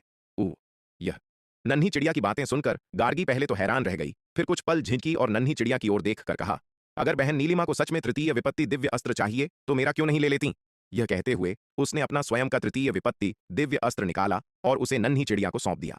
इस दौरान नन्ही चिड़िया वास्तव में उसके लिए बहुत अच्छी रही थी। वह नहीं चाहती थी कि किसी महाविपत्ति लोक दिव्य अस्त्र को लेकर नन्ही चिड़िया और विराट के बीच कोई विवाद हो, इसलिए उसने अपना स्वयं का महाविपत्ति लोक दिव्य अस्त्र एक लंबी तलवार निकालने को प्राथमिकता दी। यह देखकर नन्ही चिड़िया हैरान रह गई। गार्गी, क्या तुम सच में मुझे यह महाविपत्ति लोक दिव्य अस्त्र देने वाली हो? नन्ही चिड़िया ने गार्गी की ओर संदिग्ध दृष्टि से देखा। बहन नीलिमा मेरे लिए इतनी अच्छी हैं, उन्हें एक महाविपत्ति लोक दिव्य अस्त्र देना कोई बड़ी बात नहीं है, गार्गी ने ईमानदारी से कहा। यह देखकर कि गार्गी मजाक नहीं कर रही थी, नन्ही चिड़िया काफी प्रभावित हुई। ऐसा लग रहा था कि इस दौरान उसके ईमानदार प्रयास व्यर्थ नहीं गए थे। गार्गी नाम की इस छोटी लोमड़ी में आखिर इंसानियत थी। ठीक है, तुम अपना महाविपत्ति लोक दिव्य अस्त्र रख सकती हो। अगर मुझे महाविपत्ति लोक दिव्य अस्त्र चाहिए भी होता तो मैं इसे खुद हासिल कर लेती। इसे तुमसे लेना मेरी क्षमताओं को नहीं दर्शाएगा, नन्ही चिड़िया ने अपने पंख फड़फड़ाते हुए कहा। चूंकि गार्गी वास्तव में उसे एक अच्छी बहन मानती थी, इसलिए यह संभवतः उससे कुछ भी स्वीकार नहीं कर सकती थी। गार्गी विराट जैसी धनी टाइकून नहीं थी। एक तृतीय विपत्ति दिव्य अस्त्र उसके जैसी योद्धा के लिए अभी भी बहुत अनमोल था, जिसने हाल ही में महाविपत्ति लोक में प्रवेश किया था। यद्यपि इसे नहीं पता था कि गार्गी के पास अर्ध महाविपत्ति लोक में एक तृतीय विपत्ति दिव्य अस्त्र क्यों था, फिर भी यह गार्गी का अपना सौभाग्य था और यह अपनी अच्छी बहन के फायदे नहीं ले सकती थी। इसके अलावा गार्गी की ताकत बहुत अधिक नहीं थी। एक तृतीय विपत्ति दिव्य अस्त्र रखने से उसकी ताकत में काफी वृद्धि होगी। पत्थरों के इस खतरनाक जंगल में उसके पास आत्मरक्षा का अधिक मौका होगा। यह अपने स्वार्थ के लिए कभी भी अपनी अच्छी बहन की स्थिति की अनदेखी नहीं करेगी। अगर विराट ने इसे हथियार दिया होता तो वह दूसरी बात होती। अगर विराट इसे अभी अभी प्राप्त किया गया तृतीय विपत्ति दिव्य अस्त्र देने को तैयार होता तो यह बिल्कुल मना नहीं करती। विराट के पास जो कुछ भी था वह कभी भी मना नहीं करने वाली थी। विराट के प्रति विनम्र होना मूर्खता होगी, गार्गी ने अनिश्चितता से पूछा। बहन नीलिमा, क्या आपको यकीन है कि आपको यह नहीं चाहिए? गार्गी, जब मैं तुम्हें इसे रखने के लिए कहूं तो बस इसे दूर रख दो। तुम मुझसे बात करके अपनी सांस क्यों बर्बाद कर रही हो? नन्ही चिड़िया ने अपने पंख फड़फड़ाए और चिढ़कर कहा। तुम बस रुको और देखो, ज्यादा समय नहीं बीतेगा जब मेरे पास मेरा अपना महाविपत्ति लोक दिव्य अस्त्र होगा। यह सुनकर गार्गी ने और जिद करने की हिम्मत नहीं की और उसे अपना महाविपत्ति लोक दिव्य अस्त्र लंबी तलवार वाला जादुई खजाना वापस रखना पड़ा। नन्ही चिड़िया के साथ इतना समय बिताने के बाद वह जान गई थी कि यह बहुत ही घमंडी और अहंकारी व्यक्ति है। चूंकि बहन नीलिमा पहले ही कह चुकी थी कि उसे यह नहीं चाहिए, अगर वह जिद करती रही तो इससे उसे केवल गुस्सा ही आएगा। विराट, इस बार मैंने तुम्हें महाविपत्ति लोक दिव्य अस्त्र छीनने में मदद की। अगली बार अगर तुमने कोई और महाविपत्ति लोक दिव्य अस्त्र छीना तो मेरी बारी होगी। नन्ही चिड़िया श्वेत वस्त्रधारी विराट के पास उड़कर गई और बोलते हुए अपने पंख फड़फड़ाए। ठीक है, तू नन्ही मूर्ख चिड़िया, तू किस बात की चिंता कर रही है? अगर हमें कोई अतिरिक्त महाविपत्ति लोक दिव्य अस्त्र मिलते हैं तो तुझे उन्हें पाकर खुशी होगी। श्वेत वस्त्रधारी विराट ने कुछ हद तक नाराज होकर कहा। यह नन्ही मूर्ख चिड़िया थोड़ा सा भी काम करने के बाद हमेशा अपनी उपलब्धियों के बारे में बात करना और मांगे करना पसंद करती है। इस मामले में यह नन्ही मूर्ख चिड़िया नहीं जानती कि शार्दूल से कैसे सीखना है। देखो शार्दूल कितना आज्ञाकारी है, बिना कोई मांग किए या मोलभाव किए जो कहा जाता है वही करता है। इस महाविपत्ति लोक दिव्य अस्त्र लंबी तलवार वाले जादुई खजाने के लिए संघर्ष सिर्फ एक छोटी सी घटना थी, इस मामले के समाप्त होने के बाद समूह ने अपनी यात्रा जारी रखी, पत्थरों के जंगल में और गहराई तक जाते हुए। इस घटना के बाद जल तत्व संप्रदाय और अग्नि तत्व संप्रदाय ने भी अपना सबक सीख लिया। वे अब श्वेत हिम संप्रदाय के समूह के पीछे नहीं चले, बल्कि उसके दोनों ओर चले। श्वेत हिम संप्रदाय के समूह के पीछे चलने से उन्हें आगे की टोह लेने का मौका मिला, जिससे उनका जोखिम कम हो गया। हालांकि इसका मतलब यह भी था कि जब उन्हें किसी खजाने या अवसर का सामना करना पड़ा, तो श्वेत हिम संप्रदाय के योद्धा एक कदम आगे रहेंगे और उन्हें जब्त कर लेंगे। अगर चीजें इसी तरह चलती रहीं, तो उन्हें नहीं पता था कि वे श्वेत हिम संप्रदाय के योद्धाओं की तुलना में कितने खजाने और अवसर खो देंगे। एक बार जब श्वेत हिम संप्रदाय के योद्धाओं को अधिक खजाने और अवसर मिल जाएंगे, तो उनकी ताकत बढ़ने की संभावना होगी, जिससे उनके बीच की खाई चौड़ी हो जाएगी। इसलिए खजाने को जल्द से जल्द जब्त करने के लिए उन्होंने किसी भी जोखिम की परवाह नहीं की। श्वेत वस्त्रधारी विराट कुर्मा की पीठ पर पैर मोड़े बैठा था। चुपचाप तृतीय विपत्ति दिव्य अस्त्र लंबी तलवार वाले जादुई खजाने को परिष्कृत कर रहा था, जो उसने हासिल किया था। मूल रूप से श्वेत वस्त्रधारी विराट चाहता था कि नन्ही चिड़िया बड़ी हो जाए ताकि वह उसकी सवारी बन सके, लेकिन नन्ही चिड़िया ने बिल्कुल मना कर दिया। इतने सारे लोगों के सामने विराट की सवारी बनना, इससे उसका स्वाभिमान कहां रह जाएगा। वह ऐसा करने के बजाय मरना पसंद। बहन नीलिमा, बहन मान्या, मैं भी ऊपर आना चाहती हूं। यह देखकर पास ही खड़ी गार्गी को भी तुरंत इस मजे में शामिल होने की तीव्र इच्छा हुई। अरे विशाल कछुए, तुमने सुना नहीं गार्गी ने क्या कहा? जल्दी से बड़े हो जाओ ताकि गार्गी भी इस पर बैठ सके। गार्गी की बातें सुनकर नन्ही चिड़िया ने तुरंत विशाल कछुए पर चिल्लाते हुए कहा। नन्ही चिड़िया की बातें सुनकर विशाल कछुआ अपनी आंखें घुमाए बिना नहीं रह सका। क्या इन मूर्ख महिलाओं ने सच में उसे एक आसान शिकार समझ लिया था, जिसे वे अपनी मर्जी से परेशान कर सकती थीं? लेकिन अपने मन में केवल इतना सोचने के बाद ही विशाल कछुए ने तुरंत अपना आकार दोगुना कर लिया। अपने वर्तमान आकार के साथ उसकी पीठ पर आसानी से 10-12 लोग समा सकते थे। 3 या 4 की तो बात ही छोड़ दें। हम विशाल कछुए, तुम काफी समझदार हो। चूंकि तुम इतने समझदार हो, इसलिए मैं तुम्हें नहीं पीटूंगी। विशाल कछुए तुष्टि से सिर हिलाया। चूंकि वह फिलहाल उस मूर्ख बाघ को नहीं हरा सकती थी, इसलिए उस मूर्ख बाघ के अधीनस्थों को परेशान करना भी काफी मजेदार था। नन्ही चिड़िया की बातें सुनकर विशाल कछुए को क्रोध की एक लहर महसूस हुई। वह पलटकर जवाब देना चाहता था, लेकिन विचार करने के बाद उसे एहसास हुआ कि उसका बड़ा भाई शार्दुल वहां नहीं था और उसका मालिक उनके व्यक्तिगत झगड़े में हस्तक्षेप नहीं करेगा। अगर वह अभी उस छोटी मूर्ख चिड़िया के साथ लड़ाई शुरू करता है, तो उसे अनिवार्य रूप से भारी नुकसान उठाना पड़ेगा। यह सोचकर विशाल कछुए ने उन शब्दों को वापस निगल लिया जो पहले से ही उसके होठों पर थे। खैर छोड़ो, वह फिलहाल इस छोटी मूर्ख चिड़िया और उसके साथियों से नहीं उलझेगा। सप्त खड्ग अमर भवन की यह यात्रा समाप्त होने के बाद वह अपने बड़े भाई शार्दुल के पास वापस जाकर कर सकता था। माया की मदद के बावजूद वह और उसका बड़ा भाई बिना किसी डर के उन दोनों से 2 बनाम 2 की लड़ाई लड़ सकते थे। श्वेत वस्त्रधारी विराट अपने पास बैठी उस घमंडी नन्ही हरी चिड़िया को देखकर अवाक रह गया। वह उस छोटी मूर्ख चिड़िया के विचारों को उससे नहीं छिपा सकता था। हालांकि विराट जानता था कि नन्ही हरी चिड़िया जानबूझकर विशाल कछुए को परेशान कर रही थी, फिर भी उसने उनके मामलों में हस्तक्षेप नहीं किया। जब से वे दोनों उसकी तरफ आए थे, तब से वह छोटी मूर्ख चिड़िया और शार्दुल हमेशा इसी तरह झगड़ते रहते थे। उसके पास हर बार हस्तक्षेप करने की ऊर्जा नहीं थी, इसीलिए जब तक वे सीमा पार नहीं करते, विराट उनके निजी मामलों में नहीं पड़ता था। समूह ने 10 दिनों से अधिक समय तक पत्थरों के जंगल से यात्रा की। इन 10 दिनों के दौरान उनका सामना कई जादुई खजानों और विभिन्न दुर्लभ तथा कीमती सामग्रियों से हुआ। बेशक इन खजानों और अवसरों के साथ साथ उन्हें कई खतरों का भी सामना करना पड़ा। हालांकि क्योंकि 3 समूह श्वेत हिम संप्रदाय, जल तत्व संप्रदाय और अग्नि तत्व संप्रदाय एक दूसरे से दूर नहीं थे और 1000 से अधिक योद्धा एक साथ मिलकर काम कर रहे थे, इसलिए तृतीय विपत्ति लोक के एक दानव को भी पीछे हटना पड़ता और वह आसानी से उनका सामना करने की हिम्मत नहीं करता। बाद में मिले खजानों और अवसरों में श्वेत वस्त्रधारी विराट ने शायद ही कभी कोई कदम उठाया। वे श्वेत हिम संप्रदाय के साथ सहयोगी थे और वे रास्ते में मिलने वाले सभी लाभों को अकेले नहीं ले सकते थे। उन्हें दूसरों के लिए भी कुछ छोड़ना पड़ता था। अगर वे रास्ते में मिलने वाले सभी लाभ ले लेते, तो भले ही पुनीत और अन्य लोगों का उसके प्रति अच्छा प्रभाव था, अंततः उनके मन में नाराजगी पैदा हो ही जाती। इसलिए इस समय के दौरान श्वेत वस्त्रधारी विराट विशाल कछुए की पीठ पर बैठकर चुपचाप अपनी तृतीय विपत्ति दिव्य अस्त्र, जो कि एक लंबी तलवार थी, को परिष्कृत कर रहा था। 10 दिनों से अधिक के परिष्करण के बाद वह अंततः उस तृतीय विपत्ति दिव्य अस्त्र को काफी हद तक अपने नियंत्रण में करने में कामयाब रहा। हालांकि अपनी वर्तमान शक्ति के साथ वह अभी तक इस तृतीय विपत्ति दिव्य अस्त्र की पूरी शक्ति को उजागर नहीं कर सकता था, लेकिन इसे पास रखने से ही उसकी युद्ध शक्ति में काफी वृद्धि हो गई थी। इस तृतीय विपत्ति दिव्य अस्त्र के साथ श्वेत वस्त्रधारी विराट की युद्ध शक्ति पहले से ही एक साधारण प्रथम विपत्ति लोक के योद्धा के बराबर हो गई थी। हालांकि इस दौरान श्वेत वस्त्रधारी विराट ने खजाने को हथियाने में सक्रिय रूप से भाग नहीं लिया, लेकिन उसने नन्ही चिड़िया और माया को कार्रवाई करने से नहीं रोका। नन्ही चिड़िया और माया के एक साथ मिलकर काम करने से शायद ही कोई उन्हें हरा सकता था। पिछले 10 दिनों में नन्ही चिड़िया ने एक तृतीय विपत्ति दिव्य अस्त्र भी हथिया लिया था, जिससे वह बेहद उत्साहित थी। वह उस तृतीय विपत्ति दिव्य अस्त्र को पकड़कर श्वेत वस्त्रधारी विराट और विशाल कछुए के सामने बार बार दिखावा कर रही थी। मालिक, मुझे भी एक विपत्ति दिव्य अस्त्र चाहिए। नन्ही चिड़िया को लगातार अपना विपत्ति दिव्य अस्त्र दिखाते हुए देखकर विशाल कछुआ ईर्ष्या से भर उठा और बोला। अब उनके बीच श्वेत वस्त्रधारी विराट के पास एक विपत्ति दिव्य अस्त्र था। नन्ही चिड़िया और माया के पास भी विपत्ति दिव्य अस्त्र थे, केवल उसी के पास कुछ नहीं था। दरअसल अगर उसने पहले कोशिश की होती तो शायद वह अपने लिए भी एक प्राप्त कर सकता था। हालांकि वह श्वेत वस्त्रधारी विराट की सवारी बनना चाहता था। चूंकि श्वेत वस्त्रधारी विराट ने कोई कदम नहीं उठाया, इसलिए वह भी कुछ नहीं कर सका और केवल दूसरों को खजाने लूटते हुए बेबसी से देखता रहा।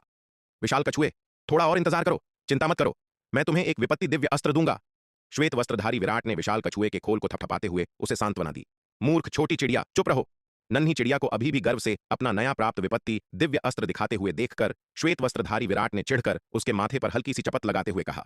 विराट, तुम बस जल रहे हो, तुम यह बर्दाश्त नहीं कर पा रहे हो कि मेरा विपत्ति दिव्य अस्त्र तुम्हारे वाले से बेहतर है। नन्ही चिड़िया ने नाक सिकोड़ते हुए कहा। यह सुनकर श्वेत वस्त्रधारी विराट निशब्द रह गया। यह मूर्ख चिड़िया अपनी कल्पनाओं की दुनिया बनाने में सच में माहिर थी। हालांकि उसे यह स्वीकार करना पड़ा कि नन्ही चिड़िया ने जो विपत्ति दिव्य अस्त्र लूटा था वह उसकी लंबी तलवार से कहीं बेहतर था। विपत्ति दिव्य अस्त्रों के बीच भी गुणवत्ता और शक्ति में काफी अंतर होता था। नन्ही चिड़िया ने जो सुनहरा चाबुक जैसा विपत्ति दिव्य अस्त्र प्राप्त किया था वह वास्तव में विपत्ति दिव्य अस्त्रों में एक शीर्ष श्रेणी की वस्तु थी। मूर्ख चिड़िया, अगर तुम इस तरह परेशानी खड़ी करती रही तो मेरा विश्वास करो, मैं तुम्हारा यह विपत्ति दिव्य अस्त्र जब्त कर लूंगा। श्वेत वस्त्रधारी विराट ने नन्ही चिड़िया की ओर देखा और चिढ़ते हुए कहा। तुम्हारी हिम्मत कैसे हुई? नन्ही चिड़िया ने जल्दबाजी में अपना सुनहरा चाबुक रूपी विपत्ति दिव्य अस्त्र दूर छिपा लिया। वह सच में डर गई थी कि कहीं श्वेत वस्त्रधारी विराट उसका तृतीय विपत्ति दिव्य अस्त्र जब्त न कर ले। विराट ने उसकी ओर एक नजर डाली और यह देखकर कि नन्ही चिड़िया अब और कोई परेशानी खड़ी नहीं कर रही है, उसने उसे नजरअंदाज कर दिया और अपनी आंखें बंद करके चुपचाप अपनी तृतीय विपत्ति दिव्य अस्त्र रूपी लंबी तलवार को परिष्कृत करना जारी रखा। यह देखकर नन्ही चिड़िया ने चुपके से राहत की सांस ली। यह देखकर कि विराट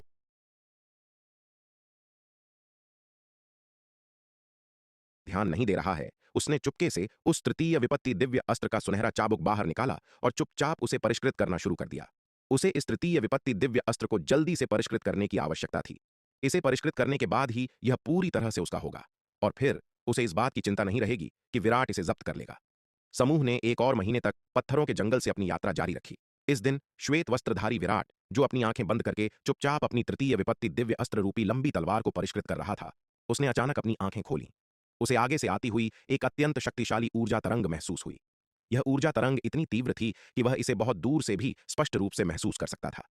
यह सब महसूस करते हुए श्वेत वस्त्रधारी विराट अपनी दिव्य दृष्टि सक्रिय करने और उस दिशा में देखने से खुद को रोक नहीं सका जहां से यह ऊर्जा तरंग आ रही थी। हालांकि चारों ओर देखने पर श्वेत वस्त्रधारी विराट को ऊर्जा तरंग का स्रोत दिखाई नहीं दिया। अपनी दिव्य दृष्टि से विराट इस पत्थरों के जंगल में 60 से 70 हजार मील की दूरी तक देख सकता था, लेकिन इस बार वह ऊर्जा तरंग का स्रोत नहीं देख सका। स्पष्ट रूप से स्रोत उसकी दिव्य दृष्टि की सीमा से परे था। जब विराट ने इस तीव्र ऊर्जा तरंग को महसूस किया तो अन्य लोगों ने भी इसे महसूस कर लिया था। यह क्या है? सभी के चेहरों पर अत्यधिक आश्चर्य दिखाई दे रहा था। चलो चलकर देखते हैं।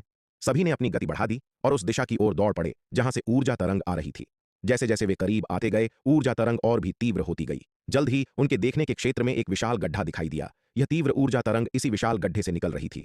यह देखकर सभी ने अपनी गति और बढ़ा दी और गड्ढे की ओर दौड़े। गड्ढे के किनारे पहुंचकर सभी ने उसके तल की ओर देखा। यह दृश्य देखकर सभी पल भर के लिए अवाक रह गए। उनके चेहरे अविश्वास से भरे हुए थे। गड्ढे के तल में सैकड़ों पारदर्शी मणियां बिखरी पड़ी थीं। प्रत्येक मणि एक मुट्ठी के आकार की थी और उनसे अविश्वसनीय रूप से शक्तिशाली ऊर्जा तरंगें निकल रही थीं। महाविपत्ति मणि! हे भगवान, इतनी सारी महाविपत्ति मणियां! हा हा हा, हमें खजाना मिल गया, हमें खजाना मिल गया। गड्ढे के तल में मौजूद उन मणियों को देखकर श्वेत हिम संप्रदाय, जल तत्व संप्रदाय और अग्नि तत्व संप्रदाय के योद्धाओं ने पूरी तरह से पागलपन भरे भाव प्रदर्शित किए। उन्हें पकड़ो! तुम किस बात का इंतजार कर रहे हो? अभी जाओ! इतनी सारी महाविपत्ति मणियां, अगर कोई एक भी हासिल कर ले तो वह बहुत बड़ा मुनाफा होगा। तुरंत ही योद्धाओं ने चिल्लाते हुए गड्ढे के तल की ओर दौड़ लगा दी और पागलों की तरह उन पारदर्शी मणियों को हथियाने लगे। जैसे ही नन्ही चिड़िया और माया उन मणियों को लूटने में शामिल होने वाली थीं, उन्हें श्वेत वस्त्रधारी विराट ने रोक दिया। रुको! विराट, तुम किस बात का इंतजार कर रहे हो? ये महाविपत्ति मणियां हैं। अगर तुम एक कदम भी चूके तो वे सब खत्म हो जाएंगी। जब विराट ने उसे पीछे खींचा तो नन्ही चिड़िया घबराहट में चिल्लाई। यह इतना आसान नहीं है, ये एक जाल है। विराट ने अपना सिर हिलाया, उसका चेहरा गंभीर था। एक जाल? कैसा जाल? नन्ही चिड़िया ने चौंकते हुए पूछा। ये मणियां असल में एक चारा है। इस गड्ढे के तल में एक चतुर्थ विपत्ति लोक का दानव छिपा हुआ है। उसने अपने शिकार को लालच देने के लिए ये मणियां बाहर रखी हैं। तुम उसे जल्द ही देख लोगी। विराट ने गड्ढे के तल को घूरते हुए गहरी आवाज में कहा। अपनी दिव्य दृष्टि के अवलोकन से विराट स्पष्ट रूप से देख सकता था कि उस विशाल गड्ढे के तल में एक शक्तिशाली दानव छिपा हुआ था। यह दानव एक शेर जैसा दिखता था, लेकिन उसके 3 सिर और 6 पैर थे। हालांकि उसने अपनी आभा को छिपाने की पूरी कोशिश की थी, लेकिन दिव्य दृष्टि के अवलोकन के तहत श्वेत वस्त्रधारी विराट अभी भी उसकी साधना के स्तर को पहचान सकता था। क्या? एक चतुर्थ विपत्ति लोक का दानव? विराट की बातें सुनकर नन्ही चिड़िया बहुत हैरान हुई। हालांकि उसने एक तृतीय विपत्ति दिव्य अस्त्र प्राप्त कर लिया था, जिससे उसकी शक्ति काफी बढ़ गई थी, लेकिन वह तृतीय विपत्ति लोक के दानव के खिलाफ बमुश्किल ही जीवित रह सकती थी। एक चतुर्थ विपत्ति लोक के दानव के सामने वह शायद भाग भी नहीं पाएगी। जब विराट और नन्ही चिड़िया बात कर रहे थे, तभी श्वेत हिम संप्रदाय, जल तत्व संप्रदाय और अग्नि तत्व संप्रदाय के योद्धा पहले ही गड्ढे के तल पर पहुंच चुके थे, जो उन पारदर्शी मणियों को हथियाने के लिए तैयार थे। लेकिन उसी क्षण एक जोरदार धमाके के साथ गड्ढे का तल अचानक फट गया और 3 विशाल सिर दिखाई दिए। इन 3 विशाल सिरों ने अपने खून से सने जबड़े खोले और उन योद्धाओं को निगल गए जो गड्ढे के तल तक दौड़े थे। यह देखकर जो योद्धा गड्ढे के तल पर पहुंचे थे, वे भयभीत हो गए। उन्होंने कभी कल्पना भी नहीं की थी कि इस गड्ढे के तल में ऐसा भयानक दानव छिपा होगा। पलक झपकते ही सैकड़ों योद्धा उन 3 विशाल सिरों द्वारा निगल लिए गए। बचे हुए योद्धा घबराहट में जान बचाकर भागने लगे। हे, इतने साल हो गए जब से मैंने मानव योद्धाओं को यहां आते देखा है। मैंने कभी नहीं सोचा था कि आज मुझे फिर से मानव योद्धाओं का स्वाद चखने को मिलेगा।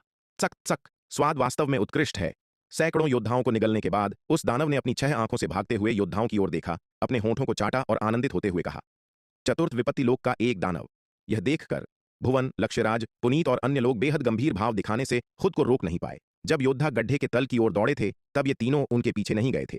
हालांकि सैकड़ों महाविपत्ति मणियों को देखकर उनके मन में भी तीव्र इच्छा पैदा हुई थी, लेकिन वे यह भी जानते थे कि बड़े अवसरों के साथ अक्सर बड़े जोखिम भी आते हैं। सप्तखड्ग अमर भवन की इतने लंबे समय तक खोजबीन करने के बाद वे जान गए थे कि अवसर जितना बड़ा होगा, जोखिम भी उतना ही बड़ा होगा। आखिरकार ये तीनों श्वेत हिम संप्रदाय, जल तत्व संप्रदाय और अग्नि तत्व संप्रदाय के चुने हुए योद्धा थे, जिनका स्वभाव साधारण योद्धाओं से कहीं बेहतर था। हालांकि खजाने आकर्षक थे, लेकिन वे उनके आकर्षण में अंधे नहीं हुए थे। जो लोग अपने लालच पर काबू नहीं पा सके और आगे दौड़ पड़े, वे ज्यादातर अर्ध पारलौकिक क्षेत्र के योद्धा थे, जबकि पारलौकिक क्षेत्र के योद्धाओं की संख्या बहुत कम थी। हालांकि यद्यपि पुनीत, भुवन और लक्ष्यराज को संदेह था कि गड्ढे के तल में खतरा छिपा हो सकता है, उन्होंने यह उम्मीद नहीं की थी कि वहां चतुर्थ विपत्ति लोक का दानव छिपा होगा। अपनी शक्ति के साथ भले ही वे अपने सभी ब्रह्मास्त्रों का उपयोग करें, वे अधिक से अधिक तृतीय विपत्ति लोक के दानवों से ही निपट सकते थे। एक चतुर्थ विपत्ति लोक के दानव के सामने वे उसके सामने कहीं नहीं टिकते थे। पुनीत, लक्ष्यराज, क्यों न हम सबसे पहले इस दानव से निपटने के लिए हाथ मिला लें। इसे मारने के बाद हम देखेंगे कि गड्ढे के तल में पड़ी वो महाविपत्ति मणियां किसे मिलती है। भुवन ने पुनीत और लक्ष्यराज से कहा। चतुर्थ विपत्ति लोक के दानव का सामना करते हुए उनमें से कोई भी अकेले इसे हरा नहीं सकता था। इसका एकमात्र तरीका यह था कि तीनों ताकतें एक साथ मिल जाएं। ठीक है, मुझे कोई आपत्ति नहीं है। पुनीत ने तुरंत सहमति में सिर हिलाया। मैं भी सहमत हूं। लक्ष्यराज ने भी सिर हिलाया। हालांकि मेरा भी एक सुझाव है। क्या सुझाव? भुवन ने पूछा। उस औरत को भी इसमें शामिल करो। लक्ष्यराज ने मुड़कर पीछे आ रही लावण्या की ओर इशारा करते हुए कहा। यह असंभव है कि हम तीनों मौत से लड़ें और अंत में केवल वही फायदा उठाए। मुझे कोई आपत्ति नहीं है। भुवन ने तुरंत सहमति व्यक्त की। वह लावण्या को लेकर पहले से ही बहुत सावधान था और लक्ष्यराज का सुझाव उसके लिए बिल्कुल सही था। चतुर्थ विपत्ति लोक के दानव जैसे दुर्जेय शत्रु का सामना करते हुए वे यह बर्दाश्त नहीं कर सकते थे कि कोई एक पक्ष चुपचाप खड़ा रहे और बिना कुछ किए लाभ उठाए। मुझे भी कोई आपत्ति नहीं है। पुनीत ने भी हाँ में हाँ मिलाई। जैसे ही उन तीनों ने बात की, गड्ढे के तल में मौजूद चतुर्थ विपत्ति लोक का दानव आसमान की ओर दहाड़ा और उनकी ओर झपटा। व्यूह बनाओ और दुश्मन का सामना करो। पुनीत, भुवन और लक्ष्यराज लगभग एक साथ चिल्लाए। उनके आदेश के तहत पहले से अव्यवस्थित समूह ने हमलावर चतुर्थ विपत्ति लोक के दानव का सामना करने के लिए तेजी से एक युद्ध व्यूह बनाया। बूम बूम बूम, चतुर्थ विपत्ति लोक के दानव पर शक्तिशाली हमलों की बारिश होने लगी। दोनों पक्षों के बीच भयानक युद्ध छिड़ने वाला था। हालांकि चतुर्थ विपत्ति लोक का दानव शक्तिशाली था, लेकिन श्वेत हिम संप्रदाय, जल तत्व संप्रदाय और अग्नि तत्व संप्रदाय ने अपनी भारी संख्या और युद्ध व्यूह की शक्ति पर भरोसा करते हुए उसके हमलों को तेजी से विफल कर दिया। लड़ाई को उस तरफ ले चलो। स्थिति स्थिर होने के बाद भुवन ने तुरंत कहा। ठीक है। पुनीत और लक्ष्यराज ने सहमति में सिर हिलाया। फिर योद्धाओं के तीनों समूहों ने लड़ते हुए पीछे हटना शुरू किया और युद्ध को लावण्या के समूह की ओर खींच लिया।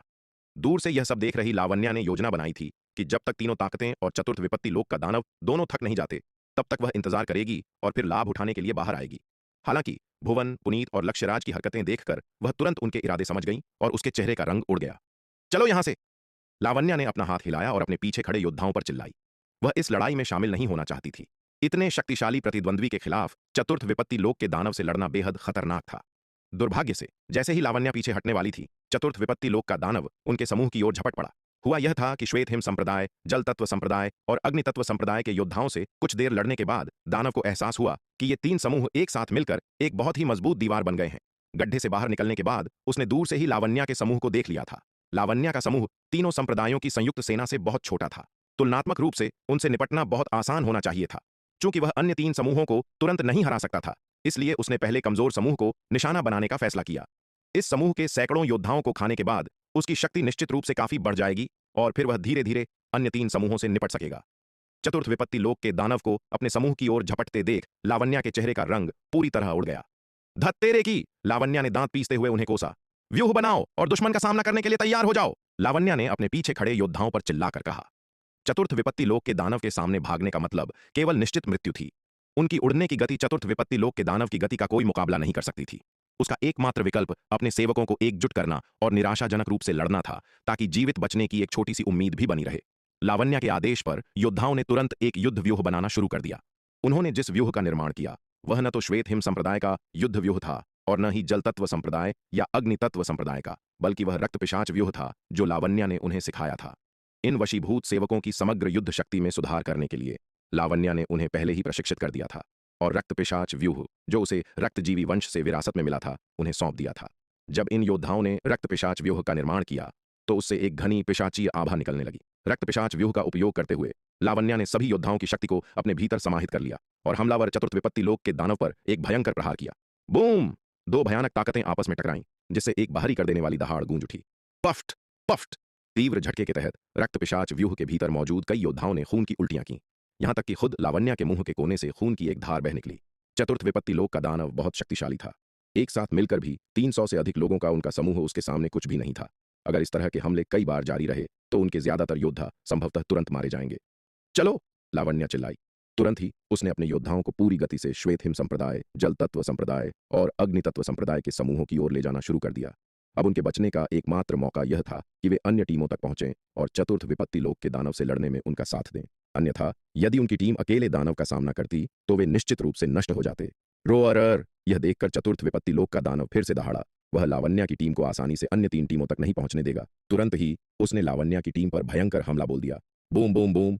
एक के बाद एक भयानक हमले रक्त पिशाच व्यूह पर गिरे और अंततः उसमें एक बहुत बड़ा छेद कर दिया। आहा! योद्धाओं की दर्दनाक चीखें गूंज उठीं। पलक झपकते ही 1 दर्जन से अधिक योद्धा दानव के 3 विशाल सिरों द्वारा निगल लिए गए। लावण्या ने इस दृश्य को नजरअंदाज किया और पूरी गति से श्वेत हिम संप्रदाय, जल तत्व संप्रदाय और अग्नि तत्व संप्रदाय की 3 टीमों की ओर दौड़ती रही। सौभाग्य से उसकी टीम श्वेत हिम संप्रदाय, जल तत्व संप्रदाय और अग्नि तत्व संप्रदाय की टीमों से बहुत दूर नहीं थी। अपनी गति के साथ वे बस कुछ ही सांसों में वहां पहुंच गए, लेकिन उस थोड़े से समय में उसकी टीम को भारी नुकसान उठाना पड़ा और 100 से अधिक योद्धा उस अजीब दानव के हाथों मारे गए। यहां तक कि खुद लावण्या भी गंभीर रूप से घायल हो गई। यह देखकर लावण्या क्रोध से भर उठी। ये कमीने दूसरों पर मुसीबत डालने की क्या चालाकी थी जिससे उसे इतना भारी नुकसान उठाना पड़ा। विराट को छोड़कर कितने नुकसान उठाया था, वह इन दुष्टों से देर सबेर हिसाब जरूर बराबर करेगी। तभी चतुर्थ विपत्ति लोक का दानव फिर से आगे बढ़ा। पुनीत, भुवन और लक्ष्यराज यह देखकर अब और चुप नहीं बैठे। चूंकि उन्होंने लावण्या को इस मुसीबत में घसीटने का अपना लक्ष्य हासिल कर लिया था, इसलिए अगली सबसे महत्वपूर्ण बात इस चतुर्थ विपत्ति लोक के दानव को मारना था। यदि यह चतुर्थ विपत्ति लोक का दानव जीवित रहता तो उनमें से किसी के लिए भी आसान नहीं होता उन महाविपत्ति मणियों को प्राप्त करने की बात तो दूर की थी। इसके बाद चारों टीमों ने अस्थायी रूप से अपनी दुश्मनी को अलग रख दिया और इस चतुर्थ विपत्ति लोक के दानव को घेरने और मारने के लिए हाथ मिला लिया। हालांकि यह चतुर्थ विपत्ति लोक का दानव शक्तिशाली था, लेकिन इन 4 टीमों और 1000 से अधिक योद्धाओं की घेराबंदी के तहत वह धीरे धीरे अपनी जमीन खोने लगा। आखिरकार इन 1000 से अधिक योद्धाओं में सबसे कमजोर भी अर्ध महाविपत्ति लोक के विशेषज्ञों में कुलीन थे। यह उल्लेख करने की आवश्यकता नहीं है कि उनके बीच श्वेत वस्त्रधारी विराट, नन्ही चिड़िया, माया, विशाल कछुआ, लावण्या, पुनीत, भुवन और लक्ष्यराज जैसे मजबूत लोग भी थे। यह लड़ाई 5 दिन और 5 रात तक चली और अंततः समाप्त हो गई। इस चतुर्थ विपत्ति लोक के दानव को अंततः मारने के लिए समूह ने एक बहुत बड़ी कीमत चुकाई। चतुर्थ विपत्ति लोक के दानव को अंततः गिरते और मरते देख सभी ने राहत की लंबी सांस ली। इस लड़ाई में लगभग सभी लोग गंभीर रूप से घायल हो गए थे, यहां तक कि श्वेत वस्त्रधारी विराट, नन्ही चिड़िया, माया, विशाल कछुआ, पुनीत, भुवन और लक्ष्यराज जैसे विशेषज्ञ भी। युद्ध में मरने वाले योद्धाओं की संख्या 200 को पार कर गई। अगर हम उन योद्धाओं को जोड़ दें जिन्हें गड्ढे के तल पर निगल लिया गया था और लावण्या की टीम के वे लोग जो चतुर्थ विपत्ति लोक के दानव के हाथों मारे गए, तो हताहतों की कुल संख्या 400 से अधिक थी। यह तर्कसंगत रूप से सबसे विनाशकारी नुकसान था जो उन्होंने कई महीने पहले पत्थरों के जंगल में प्रवेश करने के बाद से उठाया था। चतुर्थ विपत्ति लोक के दानव से निपटने के बाद सभी का ध्यान गड्ढे के तल पर मौजूद सैकड़ों पारदर्शी मणियों की ओर लौट आया। जब उनकी नजरें उन मणियों पर पड़ीं तो उनकी आंखें एक बार फिर तीव्र उत्साह से चमक उठीं। विराट, क्या उस गड्ढे के तल पर अभी भी खतरा है? नन्ही चिड़िया ने दिव्य चेतना के माध्यम से श्वेत वस्त्रधारी विराट से पूछा। नहीं, यह सुनकर विराट ने सिर हिलाया। इससे पहले कि वह अपनी बात पूरी कर पाता, माया के कंधे पर बैठी नन्ही चिड़िया वूश की आवाज के साथ उड़ गई और गड्ढे के तल पर पड़ी मणियों की ओर तेजी से बढ़ी। मूर्ख चिड़िया! यह देखकर विराट चौंक गया और चिल्लाया। यह मूर्ख चिड़िया बहुत लापरवाही से काम कर रही थी। उसने अपनी बात पूरी होने से पहले ही अपने दम पर काम करना शुरू कर दिया था। इस स्थिति में जो कोई भी पहला कदम उठाएगा वह सभी के हमलों का निशाना बन जाएगा।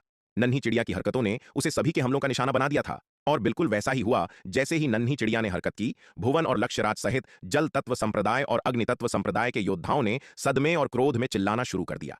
तू मरियल चिड़िया, तेरी हिम्मत कैसे हुई? पंखों वाले जानवर, क्या तुझे सच में लगता है कि हम यहां नहीं हैं? मरियल चिड़िया, तू मौत को दावत दे रही है। ये योद्धा सदमे और क्रोध में चिल्लाते हुए गड्ढे के तल की ओर उड़ने लगे और मणियों के लिए मची लूट में शामिल हो गए। पलक झपकते ही पूरा दृश्य अस्त व्यस्त हो गया। मूल रूप से सभी ने अभी अभी इतनी भयंकर लड़ाई का अनुभव किया था और वे पहले आराम करना चाहते थे ताकि महाविपत्ति मणियों को जब्त करने का प्रयास करने से पहले उनके घाव भर जाएं और उनका सच्चा सार वापस आ जाए। हालांकि नन्ही चिड़िया की अचानक की गई कार्रवाई ने सभी की योजनाओं को बिगाड़ दिया। भुवन, लक्ष्यराज और जल तत्व संप्रदाय तथा अग्नि तत्व संप्रदाय के अन्य योद्धाओं को कार्रवाई करते देख पुनीत ने तुरंत आदेश दिया, हमला करो। महाविपत्ति मणियां अविश्वसनीय रूप से कीमती थीं। वह इतने बड़े अवसर को छोड़ना नहीं चाहता था। जैसे ही नन्ही चिड़िया ने हरकत की, माया उसके पीछे पीछे उसी स्थान की ओर दौड़ी। भाई विराट, क्या आप उन महाविपत्ति मणियों को नहीं लूटेंगे? यह देखकर कि श्वेत वस्त्रधारी विराट अपनी जगह से टस से मस नहीं हुआ, गार्गी ने उत्सुकता से पूछा। नहीं, उन्हें ही लेने दो। यह सुनकर श्वेत वस्त्रधारी विराट थोड़ा मुस्कुराया। भाई विराट, सच में उल्लेखनीय है। विराट की बातें सुनकर गार्गी की आंखों में उसके लिए प्रशंसा चमक उठी। ये महाविपत्ति मणियां थीं। भाई विराट ने वास्तव में लालच का विरोध किया था। उनका अटूट संकल्प वास्तव में प्रशंसनीय था। महाविपत्ति मणियों को छीनने में भाग लेने के बजाय विराट चतुर्थ विपत्ति लोक के दानव के शव के पास गया और अपने हाथ की एक लहर के साथ उसने शव को इकट्ठा कर लिया। महाविपत्ति मणियों के पीछे क्यों भागना? चतुर्थ विपत्ति लोक के दानव का शव कहीं अधिक मूल्यवान था। नन्ही चिड़िया के हस्तक्षेप के कारण लगभग सभी का ध्यान महाविपत्ति मणियों की ओर आकर्षित हो गया था और उन्होंने अस्थायी रूप से चतुर्थ विपत्ति लोक के दानव की उपेक्षा कर दी थी। इसलिए जब श्वेत वस्त्रधारी विराट ने दानव के शव को इकट्ठा किया तो उसे लगभग किसी विरोध का सामना नहीं करना पड़ा।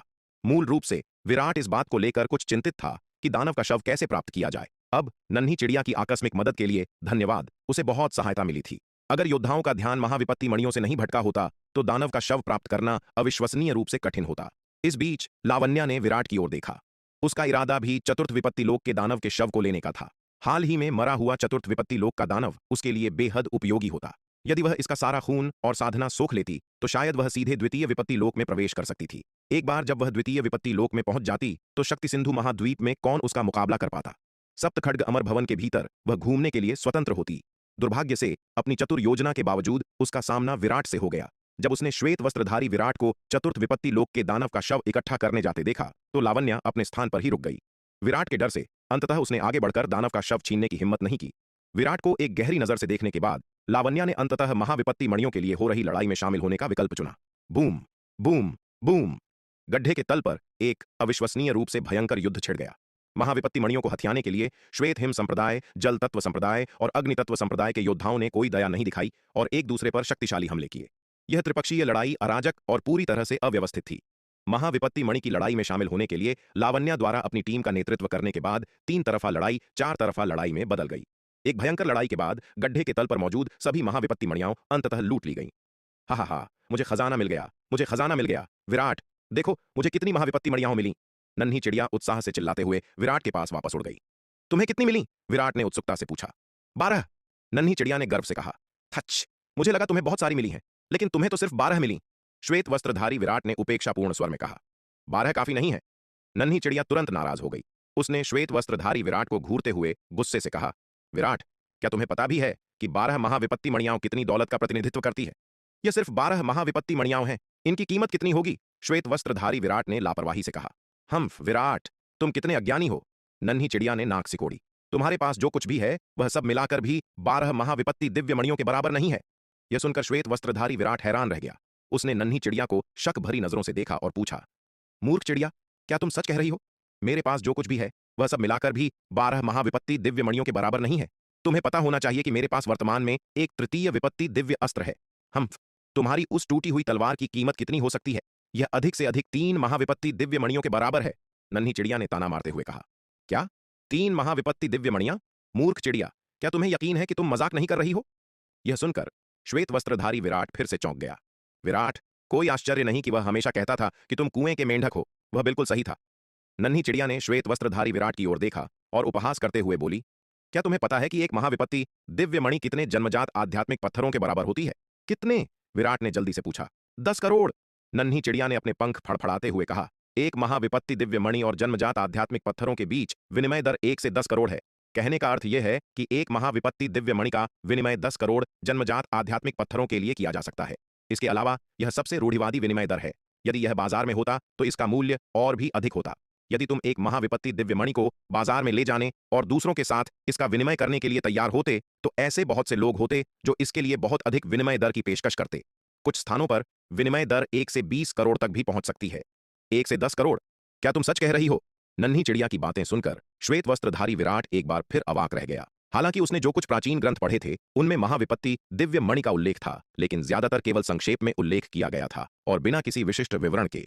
विराट को वास्तव में कोई अंदाजा नहीं था कि महाविपत्ति दिव्य मणि की कीमत क्या है। अब नन्ही चिड़िया कह रही थी कि एक भी महाविपत्ति दिव्य मणि का आदान प्रदान कम से कम 10 करोड़ जन्मजात आध्यात्मिक पत्थरों के लिए किया जा सकता है, जिसने उसे पूरी तरह से चौंका दिया था। भाई विराट, बहन नीलिमा, जो कह रही है वह सच है, गार्गी ने बीच में कहा। विशेष रूप से हमारे पूर्वी नक्षत्र क्षेत्र जैसे अपेक्षाकृत दूरस्थ स्थान में महाविपत्ति मणियों और जन्मजात आध्यात्मिक पत्थरों के बीच विनिमय दर 1 से 10 करोड़ से कहीं अधिक है। आमतौर पर एक महाविपत्ति मणि का आदान प्रदान 15 करोड़ जन्मजात आध्यात्मिक पत्थरों के लिए किया जा सकता है और कभी कभी विनिमय दर 20 करोड़ तक भी पहुंच सकती है। मैंने सुना है कि हमारे दक्षिणी स्वर्ग मंडल के मध्य महाद्वीप में योद्धाओं के बीच लेन देन में इस्तेमाल होने वाली मुद्रा महाविपत्ति मणियां है, जन्मजात आध्यात्मिक पत्थर नहीं। व्यापार करने या चीजें खरीदने के लिए दक्षिणी स्वर्ग महाद्वीप जाने से पहले हमारे पूर्वी नक्षत्र क्षेत्र के योद्धाओं को अपने धन को महाविपत्ति मणियों में बदलना पड़ता है। इसलिए यह हमारे पूर्वी नक्षत्र क्षेत्र में महाविपत्ति मणियों को बहुत दुर्लभ और मूल्यवान बनाता है। गार्गी की बातें सुनकर श्वेत वस्त्रधारी विराट इतना चौंक गया कि वह बोल ही नहीं पाया। कोई आश्चर्य नहीं कि वे लोग उन सैकड़ों महाविपत्ति मणियों को देखकर इतने पागल हो गए थे। पता चला कि ये महाविपत्ति मणियां वास्तव में इतनी कीमती है। विराट, तुम्हें शायद यह नहीं पता कि यह महाविपत्ति दिव्य मणि कैसे अस्तित्व में आई है ना?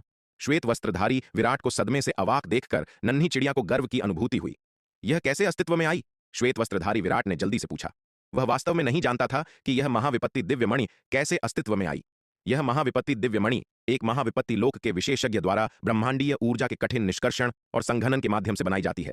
आमतौर पर एक प्रथम विपत्ति लोक के योद्धा को केवल एक महाविपत्ति दिव्य मणि को संघनित करने में कम से कम 10 लाख साल लगते हैं। नन्ही चिड़िया ने कहा। क्या 10 लाख साल? श्वेत वस्त्रधारी विराट ने आश्चर्य में चिल्लाते हुए कहा। यह तो बहुत ही अपमानजनक है। विराट, तुमने सही सुना, लाखों साल। विराट के चेहरे पर आश्चर्य का भाव देखकर नन्ही चिड़िया ने आत्मसंतुष्टि के साथ कहा। यहां तक कि एक द्वितीय विपत्ति लोक के विशेषज्ञ को भी एक महाविपत्ति दिव्य मणि को संघनित करने के लिए 5 लाख साल चाहिए होते हैं। एक तृतीय विपत्ति लोक का विशेषज्ञ थोड़ा तेज होता है, फिर भी उसे लगभग 1 लाख साल चाहिए होते हैं। बेशक मैं साधारण महाविपत्ति लोक के योद्धाओं की बात कर रही हूं। कुछ असाधारण रूप से प्रतिभाशाली और शक्तिशाली महाविपत्ति लोक के विशेषज्ञों के लिए महाविपत्ति दिव्य मणियों को संघनित करने की गति स्वाभाविक रूप से बहुत तेज होती है। यह सुनकर विराट आश्चर्य से अवाक रह गया। कोई आश्चर्य नहीं कि महाविपत्ति दिव्य मणियां इतनी कीमती हैं। यदि यह वास्तव में वैसा ही है जैसा नन्ही चिड़िया कहती है, तो एक प्रथम विपत्ति लोक का विशेषज्ञ कितनी महाविपत्ति दिव्य मणियों को संघनित कर सकता है, भले ही वे अपने पूरे जीवन की शक्ति समाप्त कर दें। नीलिमा, क्या महाविपत्ति दिव्य मणियां केवल महाविपत्ति लोक के विशेषज्ञों द्वारा संघनित की जा सकती है? विराट ने एक पल के मौन के बाद नन्ही चिड़िया से पूछा। बिल्कुल नहीं, नन्ही चिड़िया ने सिर हिलाया और कहा। महाविपत्ति दिव्य मणियां बनाने के 2 तरीके हैं। एक तो यह कि उन्हें महाविपत्ति लोक के विशेषज्ञों द्वारा निकाला और संघनित किया जाता है, और दूसरा यह कि उन्हें पोषित किया जाता है। नन्ही चिड़िया की बातें सुनकर श्वेत वस्त्रधारी विराट ने समझदारी से सिर हिलाया। वह बात समझ में आती है। यदि महाविपत्ति दिव्य मणियां केवल महाविपत्ति लोक के विशेषज्ञों द्वारा ही संघनित की जा सकती थीं, तो वे शायद एक आम मुद्रा नहीं बन पाती। आखिरकार कौन सा महाविपत्ति लोक का विशेषज्ञ एक भी महाविपत्ति दिव्य मणि को संघनित करने में दसियों या लाखों साल लगाएगा? अगर वे ऐसा करते तो महाविपत्ति लोक के विशेषज्ञों को कुछ और करने की आवश्यकता नहीं होती, यहां तक कि साधना करने की भी नहीं। केवल महाविपत्ति दिव्य मणियों को संघनित करना ही काफी थकाऊ होता। इसलिए महाविपत्ति लोक के विशेषज्ञों द्वारा संघनित होने के अलावा महाविपत्ति दिव्य मणियों के उत्पादन के अन्य तरीके भी होने चाहिए। विराट, अब तुम्हें पता चल गया होगा कि मैंने जो 12 महाविपत्ति दिव्य मणियां छीनी हैं वे कितनी मूल्यवान हैं। नन्ही चिड़िया ने श्वेत वस्त्रधारी विराट की ओर देखा और बहुत गर्व के साथ कहा। हा, नीलिमा, मैंने भी 10 महाविपत्ति मणियां छीनी है। इस बार हम सच में अमीर हो गए हैं। इसी समय माया भी जोर जोर से हंसते हुए दौड़ कर आई। श्वेत वस्त्रधारी विराट ने इन दोनों मूर्ख लड़कियों को अपने सामने आत्मसंतुष्टि से दिखावा करते हुए देखा और अवाक रह गया। ये दोनों मूर्ख लड़कियां जानबूझकर उसे अपनी सफलता दिखाने आई थीं। हालांकि वे यह नहीं जानती थीं कि उसकी उपलब्धि उनकी तुलना में कहीं अधिक थी, अन्यथा वे उसके सामने दिखावा करने नहीं आती।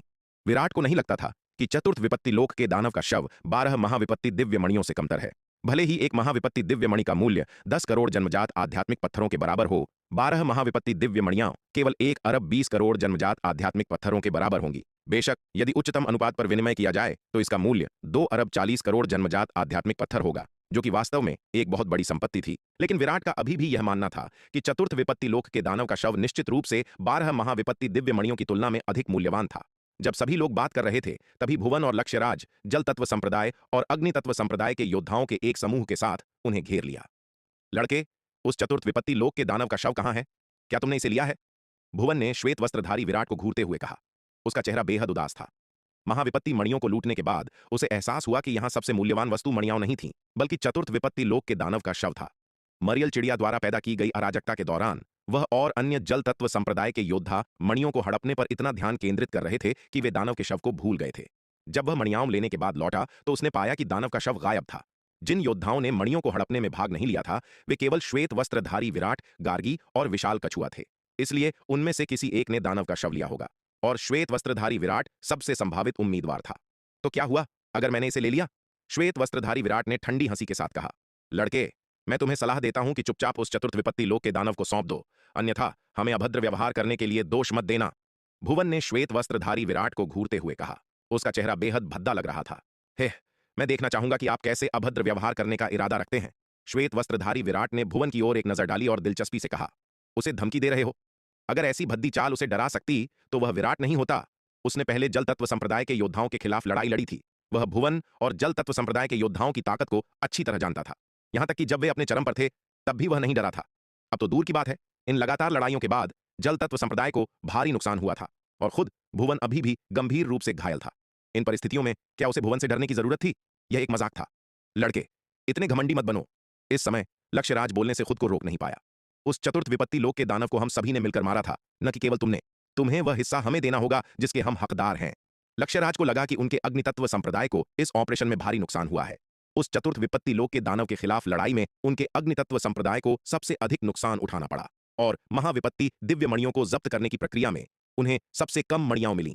इसके विपरीत श्वेत वस्त्रधारी विराट, नन्ही चिड़िया, माया, विशाल कछुआ और श्वेत हिम संप्रदाय के योद्धाओं को उस चतुर्थ विपत्ति लोक के दानव के खिलाफ लड़ाई में सबसे कम नुकसान हुआ, जबकि उनकी उपलब्धि सबसे अधिक थी। अकेले नन्ही चिड़िया और माया ने सैकड़ों महाविपत्ति दिव्य मणियों का 5वां हिस्सा प्राप्त किया और लक्ष्यराज और अग्नितत्व संप्रदाय के 200 से अधिक योद्धाओं द्वारा प्राप्त संयुक्त महाविपत्ति दिव्य मणियां केवल नन्ही चिड़िया और माया द्वारा प्राप्त मणियों के बराबर थीं। अब श्वेत वस्त्रधारी विराट ने उस चतुर्थ विपत्ति लोक के दानव के शव को छीन लिया था, जिसे लक्ष्यराज बर्दाश्त नहीं कर पा रहा था। भुवन, लक्ष्यराज, क्या तुम दोनों को शर्म नहीं आती? इस सप्त खड्ग अमर भवन में सब कुछ बिना मालिक का है। जो भी इसे छीन लेता है यह उसका हो जाता है। तुम उस चतुर्थ विपत्ति लोक के दानव का शव छीनने में कामयाब नहीं हुए, जो केवल इसलिए है क्योंकि तुम में योग्यता की कमी है। तुम दोनों में भाई विराट से उस चतुर्थ विपत्ति लोक के दानव का शव सौंपने के लिए कहने की हिम्मत भी है। मुझे तुम्हारी बातों पर गुस्सा आ रहा है। इस समय पुनीत भी वहां आ गया। उसने भुवन और लक्ष्यराज की ओर देखा और उपहास किया। पुनीत, क्या तुम्हारा श्वेत हिम संप्रदाय इतना उदार है कि तुम उस चतुर्थ विपत्ति लोक के दानव के शव को सौंपने के लिए तैयार हो? लक्ष्यराज ने यह सुनकर पुनीत की ओर मुड़कर देखा और ऐसा कहे बिना नहीं रह सका। उसे सच में उम्मीद नहीं थी कि पुनीत इतने दृढ़ संकल्प के साथ श्वेत वस्त्रधारी विराट के पक्ष में खड़ा होगा और उसके लिए बोलेगा। पुनीत को चतुर्थ विपत्ति लोक के दानव के शव के अपार मूल्य के बारे में पता न हो, यह असंभव था। उसने मूल रूप से मान लिया था कि इस बार पुनीत और श्वेत हिम संप्रदाय उनके साथ खड़े होंगे और श्वेत वस्त्रधारी विराट पर दानव का शव सौंपने का दबाव डालेंगे। उसने यह मानने से इनकार कर दिया कि श्वेत वस्त्रधारी विराट 3 ताकतों के दबाव का सामना कर सकता है, लेकिन दुर्भाग्य से चीजें वैसी नहीं हुई जैसी उसने उम्मीद की थी। पुनीत आश्चर्यजनक रूप से अपना समर्थन देते हुए मजबूती से श्वेत वस्त्रधारी विराट के पक्ष में खड़ा रहा। हे, हमारे श्वेत हिम संप्रदाय में अभी भी थोड़ी शर्म बाकी है। तुम दोनों की तरह नहीं जो इतने बेशर्म हो। पुनीत हंसा। तुम दोनों ने पहले कहा था कि उस चतुर्थ विपत्ति लोक के दानव को मारने के बाद तुम्हें कितना मिलेगा यह तुम्हारी अपनी क्षमताओं पर निर्भर करेगा। क्या तुम दोनों अब अपनी बात से मुकरने की कोशिश कर रहे हो और इससे लाभ उठाना चाहते हो? पुनीत इस बार श्वेत हिम संप्रदाय की उपलब्धि से पहले ही बहुत संतुष्ट था। वह इतना मूर्ख नहीं होगा कि श्वेत वस्त्रधारी विराट से चतुर्थ विपत्ति लोक के दानव के शव को चुराने की कोशिश में भुवन और लक्ष्यराज के साथ शामिल हो जाए। श्वेत वस्त्रधारी विराट के मार्गदर्शन के कारण श्वेत हिम संप्रदाय के युद्ध व्यूह की शक्ति में काफी वृद्धि हुई थी। चतुर्थ विपत्ति लोक के दानव के खिलाफ इस लड़ाई में उनके श्वेत हिम संप्रदाय को सबसे कम नुकसान हुआ। इसके अलावा श्वेत वस्त्रधारी विराट की गोलियों की बदौलत उनके श्वेत हिम संप्रदाय के योद्धा अपनी चोटों से सबसे तेजी से उबर गए। इसलिए जब अभी अभी उन महाविपत्ति दिव्य मणियों को जब्त करने की बात आई तो उनके श्वेत हिम संप्रदाय के बारे में कहा जा सकता था कि उन्हें पूर्ण लाभ प्राप्त था। महाविपत्ति मणियों के लिए होड़ करने वाले विभिन्न गुटों में श्वेत हिम संप्रदाय को सबसे अधिक मात्रा प्राप्त हुई, जो जल तत्व संप्रदाय से कई अधिक थी। यह सब श्वेत वस्त्रधारी विराट की मदद के कारण संभव हुआ था। उसकी सहायता के बिना श्वेत हिम संप्रदाय की स्थिति उतनी अनुकूल नहीं होती जितनी अभी है। इन सभी घटनाओं के बाद पुनीत बहुत पहले ही श्वेत वस्त्रधारी विराट के प्रति पूर्ण प्रशंसा के बिंदु पर पहुंच चुका था। श्वेत वस्त्रधारी विराट तर्कसंगत रूप से सबसे उत्कृष्ट मार्शल आर्ट कौतुक था जिसका उसने कभी सामना किया था। उसका ज्ञान, बुद्धिमत्ता, स्वभाव और प्रतिभा उसके साथियों से कहीं अधिक थी। ऐसे अद्वितीय प्रतिभाशाली व्यक्ति का भविष्य असीम था। वह उससे दोस्ती करने में इतना व्यस्त था कि उसे नाराज करने का जोखिम नहीं उठा सकता था। चतुर्थ विपत्ति लोक के दानव का शव वास्तव में अत्यंत मूल्यवान था, लेकिन यह सब उसके लिए नहीं था। भले ही वह भुवन और लक्ष्यराज श्वेत वस्त्रधारी विराट पर शव सौंपने का दबाव डालते, उसे केवल एक छोटा सा हिस्सा ही मिलता। श्वेत वस्त्रधारी विराट की दोस्ती की तुलना में यह छोटा सा लाभ महत्वहीन था। पुनीत स्पष्ट रूप से समझता था कि क्या अधिक महत्वपूर्ण है। पुनीत की बातें सुनकर श्वेत वस्त्रधारी विराट भी हैरान रह गया। उसे वास्तव में उम्मीद नहीं थी कि पुनीत मजबूती से उसके पक्ष में खड़ा होगा और इस महत्वपूर्ण क्षण में उसके लिए बोलेगा। आखिरकार यह चतुर्थ विपत्ति लोक के दानव का शव था जिसका मूल्य अथाह था। उसने सोचा था कि भले ही पुनीत भुवन और लक्ष्यराज के साथ मिलकर उस पर दबाव न डाले, लेकिन वह कम से कम उनके कार्यों पर सहमति जताएगा। पुनीत का खुले तौर पर उस पर दबाव डालने से इनकार करना पहले से ही उदारता से अधिक था, लेकिन उसे उम्मीद नहीं थी कि वह इतनी दूर तक जाएगा। श्वेत वस्त्रधारी विराट ने पुनीत की ओर देखा और वह गहराई से प्रभावित हुआ। पुनीत के इरादे चाहे जो भी हों, उसे इस एहसान को याद रखना ही था। पुनीत की बातें सुनकर गगन ने चुपके से राहत की सांस ली। ऐसा लग रहा था कि वरिष्ठ भाई पुनीत ऐसे मामलों में काफी नपे तुले थे और पल भर के फायदों को अपने निर्णय पर हावी नहीं होने देंगे। जब उसने पुनीत को श्वेत वस्त्रधारी विराट की ओर जाते देखा था तो गगन काफी तनाव में आ गया था। वह अच्छी तरह जानता था कि चतुर्थ विपत्ति लोक के दानव का शव कितनी विशाल संपत्ति का प्रतिनिधित्व करता है। उसे चिंता थी कि पुनीत इस भारी मुनाफे से प्रेरित होकर श्वेत वस्त्रधारी विराट के खिलाफ खड़ा हो जाएगा। वर्तमान में श्वेत हिम संप्रदाय के लाभ ने पहले ही जल तत्व संप्रदाय और अग्नि तत्व संप्रदाय की ईर्ष्या जगा दी थी। यह केवल इसलिए था क्योंकि श्वेत हिम संप्रदाय ने श्वेत वस्त्रधारी विराट, नन्ही चिड़िया और अन्य लोगों के साथ गठबंधन किया था, जिससे भुवन और लक्ष्यराज सावधान थे और उन्होंने उन पर हमला नहीं किया था। श्वेत हिम संप्रदाय और श्वेत वस्त्रधारी विराट तथा उसके समूह के बीच के संबंध को इस प्रकार वर्णित किया जा सकता है कि यदि वे सहयोग करते हैं तो यह पारस्परिक रूप से फायदेमंद है, और यदि वे अलग होते हैं तो यह पारस्परिक रूप से हानिकारक है। यदि श्वेत हिम संप्रदाय हितों को लेकर श्वेत वस्त्रधारी विराट और उसके समूह के साथ भिड़ जाता तो यह अनिवार्य रूप से जल तत्व संप्रदाय और अग्नि तत्व संप्रदाय को अवसर सौंप रहा होता। सौभाग्य से यह चिंताजनक स्थिति उत्पन्न नहीं हुई। वरिष्ठ भाई पुनीत वही भरोसेमंद और विश्वसनीय वरिष्ठ भाई पुनीत बने रहे जो महत्वपूर्ण मामलों का सामना करते समय हमेशा की तरह शांत रहते थे। जहां एक ओर गगन पुनीत के कार्यों से बहुत खुश था, वहीं शौर्य और जाह्नवी को बहुत निराशा हुई। उन्होंने शुरू में सोचा था कि पुनीत इस मामले पर श्वेत वस्त्रधारी विराट से झगड़ा करेगा, और वे मन ही मन खुश थे। हालांकि भुवन और लक्ष्यराज की तरह श्वेत वस्त्रधारी विराट पर हमला करने के बजाय पुनीत ने सक्रिय रूप से उसका पक्ष लिया। वरिष्ठ भाई पुनीत, हमारे श्वेत हिम संप्रदाय ने उस चतुर्थ विपत्ति लोक के दानव को मारने के लिए एक भारी कीमत चुकाई और कई साथी शिष्यों को खो दिया। क्या हम बस उस लड़के को उसका शव लेने देंगे? क्या यह हमारे श्वेत हिम संप्रदाय के लिए बहुत अनुचित नहीं है? इस समय जाह्नवी दिव्य विचार के माध्यम से पुनीत से बात करने से खुद को रोक नहीं पाई। यद्यपि वह वर्तमान स्थिति को लेकर बहुत क्रोधित थी और श्वेत वस्त्रधारी विराट के भारी लाभ से और भी अधिक आक्रोशित तथा ईर्ष्यालु थी, फिर भी उसने खुले तौर पर इन शब्दों को कहने की हिम्मत नहीं की, क्योंकि उसे डर था कि इससे श्वेत वस्त्रधारी विराट पूरी तरह से क्रोधित हो जाएगा। उसने केवल दिव्य विचार के माध्यम से उसे गुप्त रूप से उकसाने का साहस किया। चुप रहो। जाह्नवी की बातें सुनकर पुनीत का चेहरा काला पड़ गया। उसने अपने विचार संप्रेषित किए और तीखे स्वर में चिल्लाया, मूर्ख, क्या तुम नहीं देख सकती कि हमारा श्वेत हिम संप्रदाय किस मुश्किल स्थिति का सामना कर रहा है? यदि हम विराट और अन्य लोगों से झगड़ा करते हैं तो जल तत्व संप्रदाय और अग्नि तत्व संप्रदाय हमारा सफाया करने के लिए तुरंत हाथ मिला लेंगे। यदि तुमने फिर से ऐसी विभाजनकारी बातें कहने की हिम्मत की तो तुम्हें कड़ी सजा दी जाएगी। पुनीत श्वेत हिम संप्रदाय की वर्तमान स्थिति के बारे में बहुत स्पष्ट था। शुरुआत में अग्नि तत्व संप्रदाय ने जल तत्व संप्रदाय को बहुत अधिक शक्तिशाली होने से रोकने के लिए श्वेत हिम संप्रदाय पर हमला करने से परहेज किया होगा, जिससे शक्ति का तीन तरफा संतुलन बना रहे। लेकिन अब अग्नि तत्व संप्रदाय को अब इस पर विचार करने की आवश्यकता नहीं थी।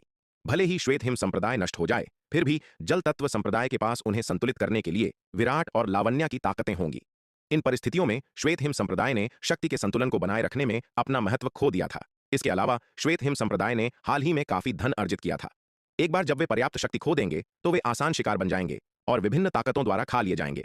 इसलिए श्वेत हिम संप्रदाय बिल्कुल भी श्वेत वस्त्रधारी विराट और उसके समूह के साथ झगड़ा नहीं कर सकता।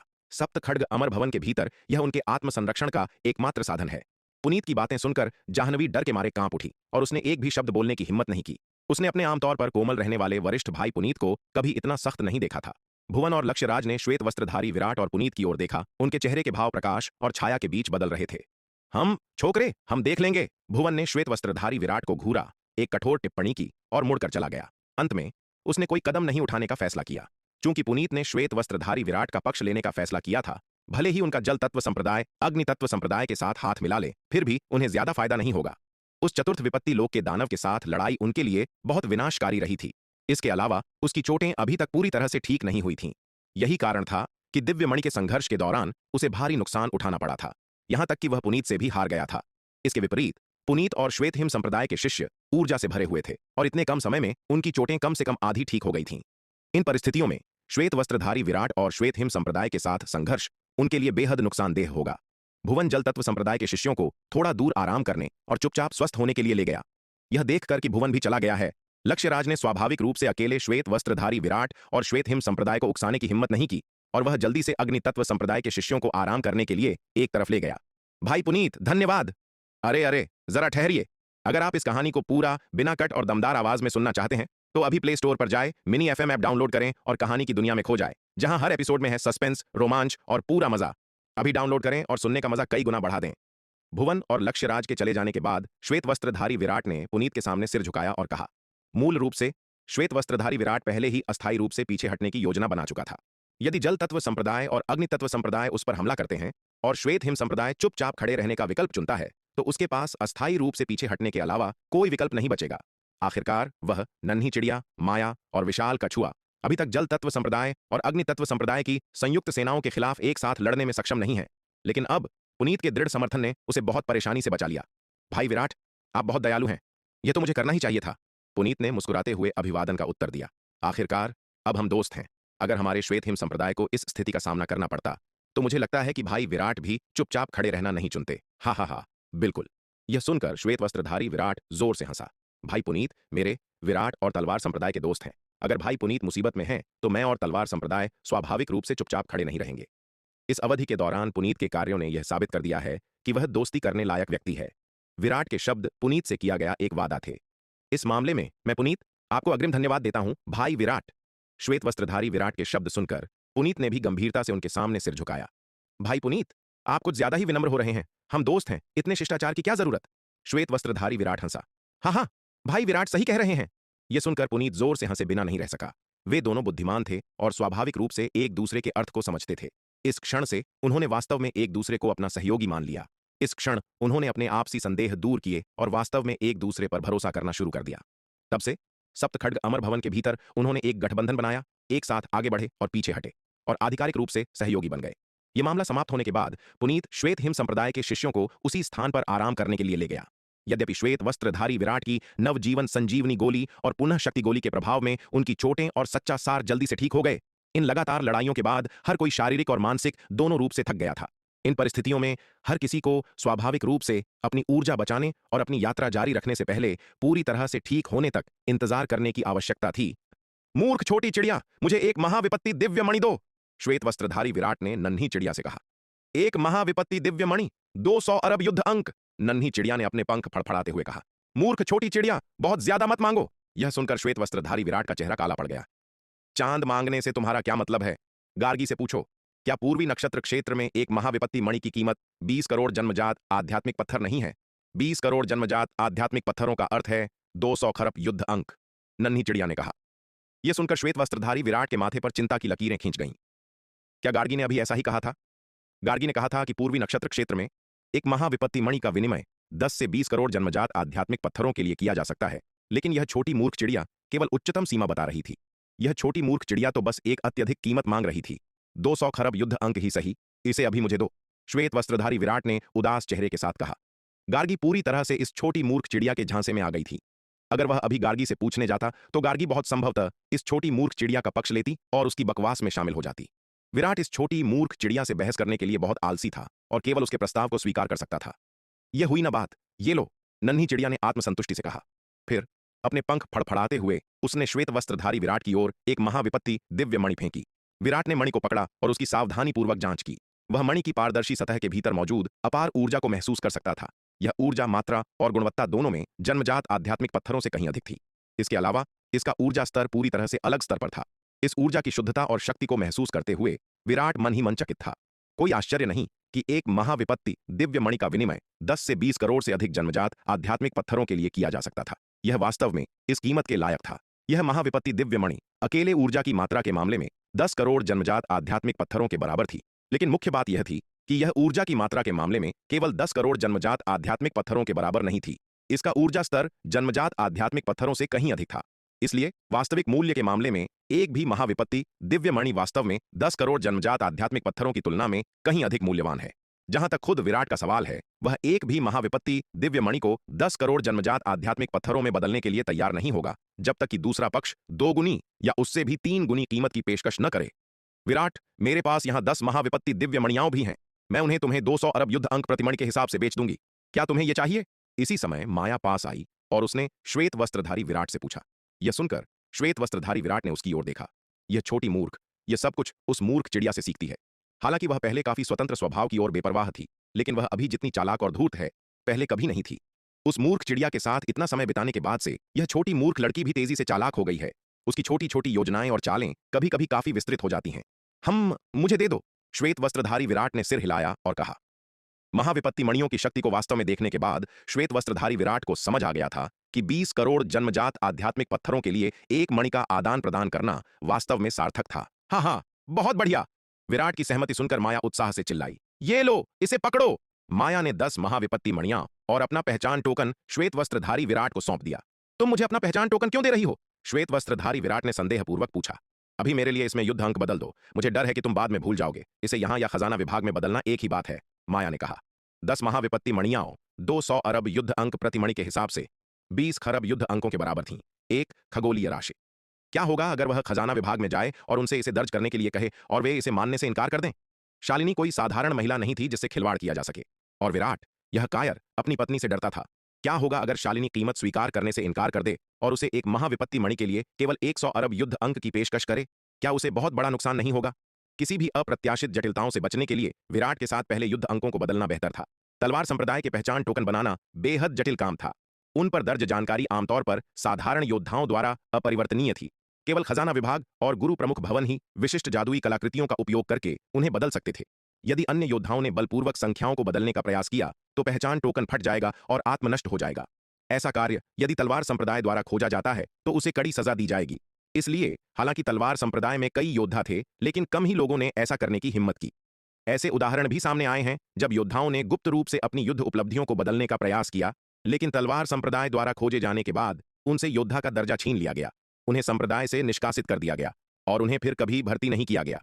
ऐसे कई उदाहरणों के बाद किसी भी योद्धा ने फिर कभी ऐसा करने की हिम्मत नहीं की।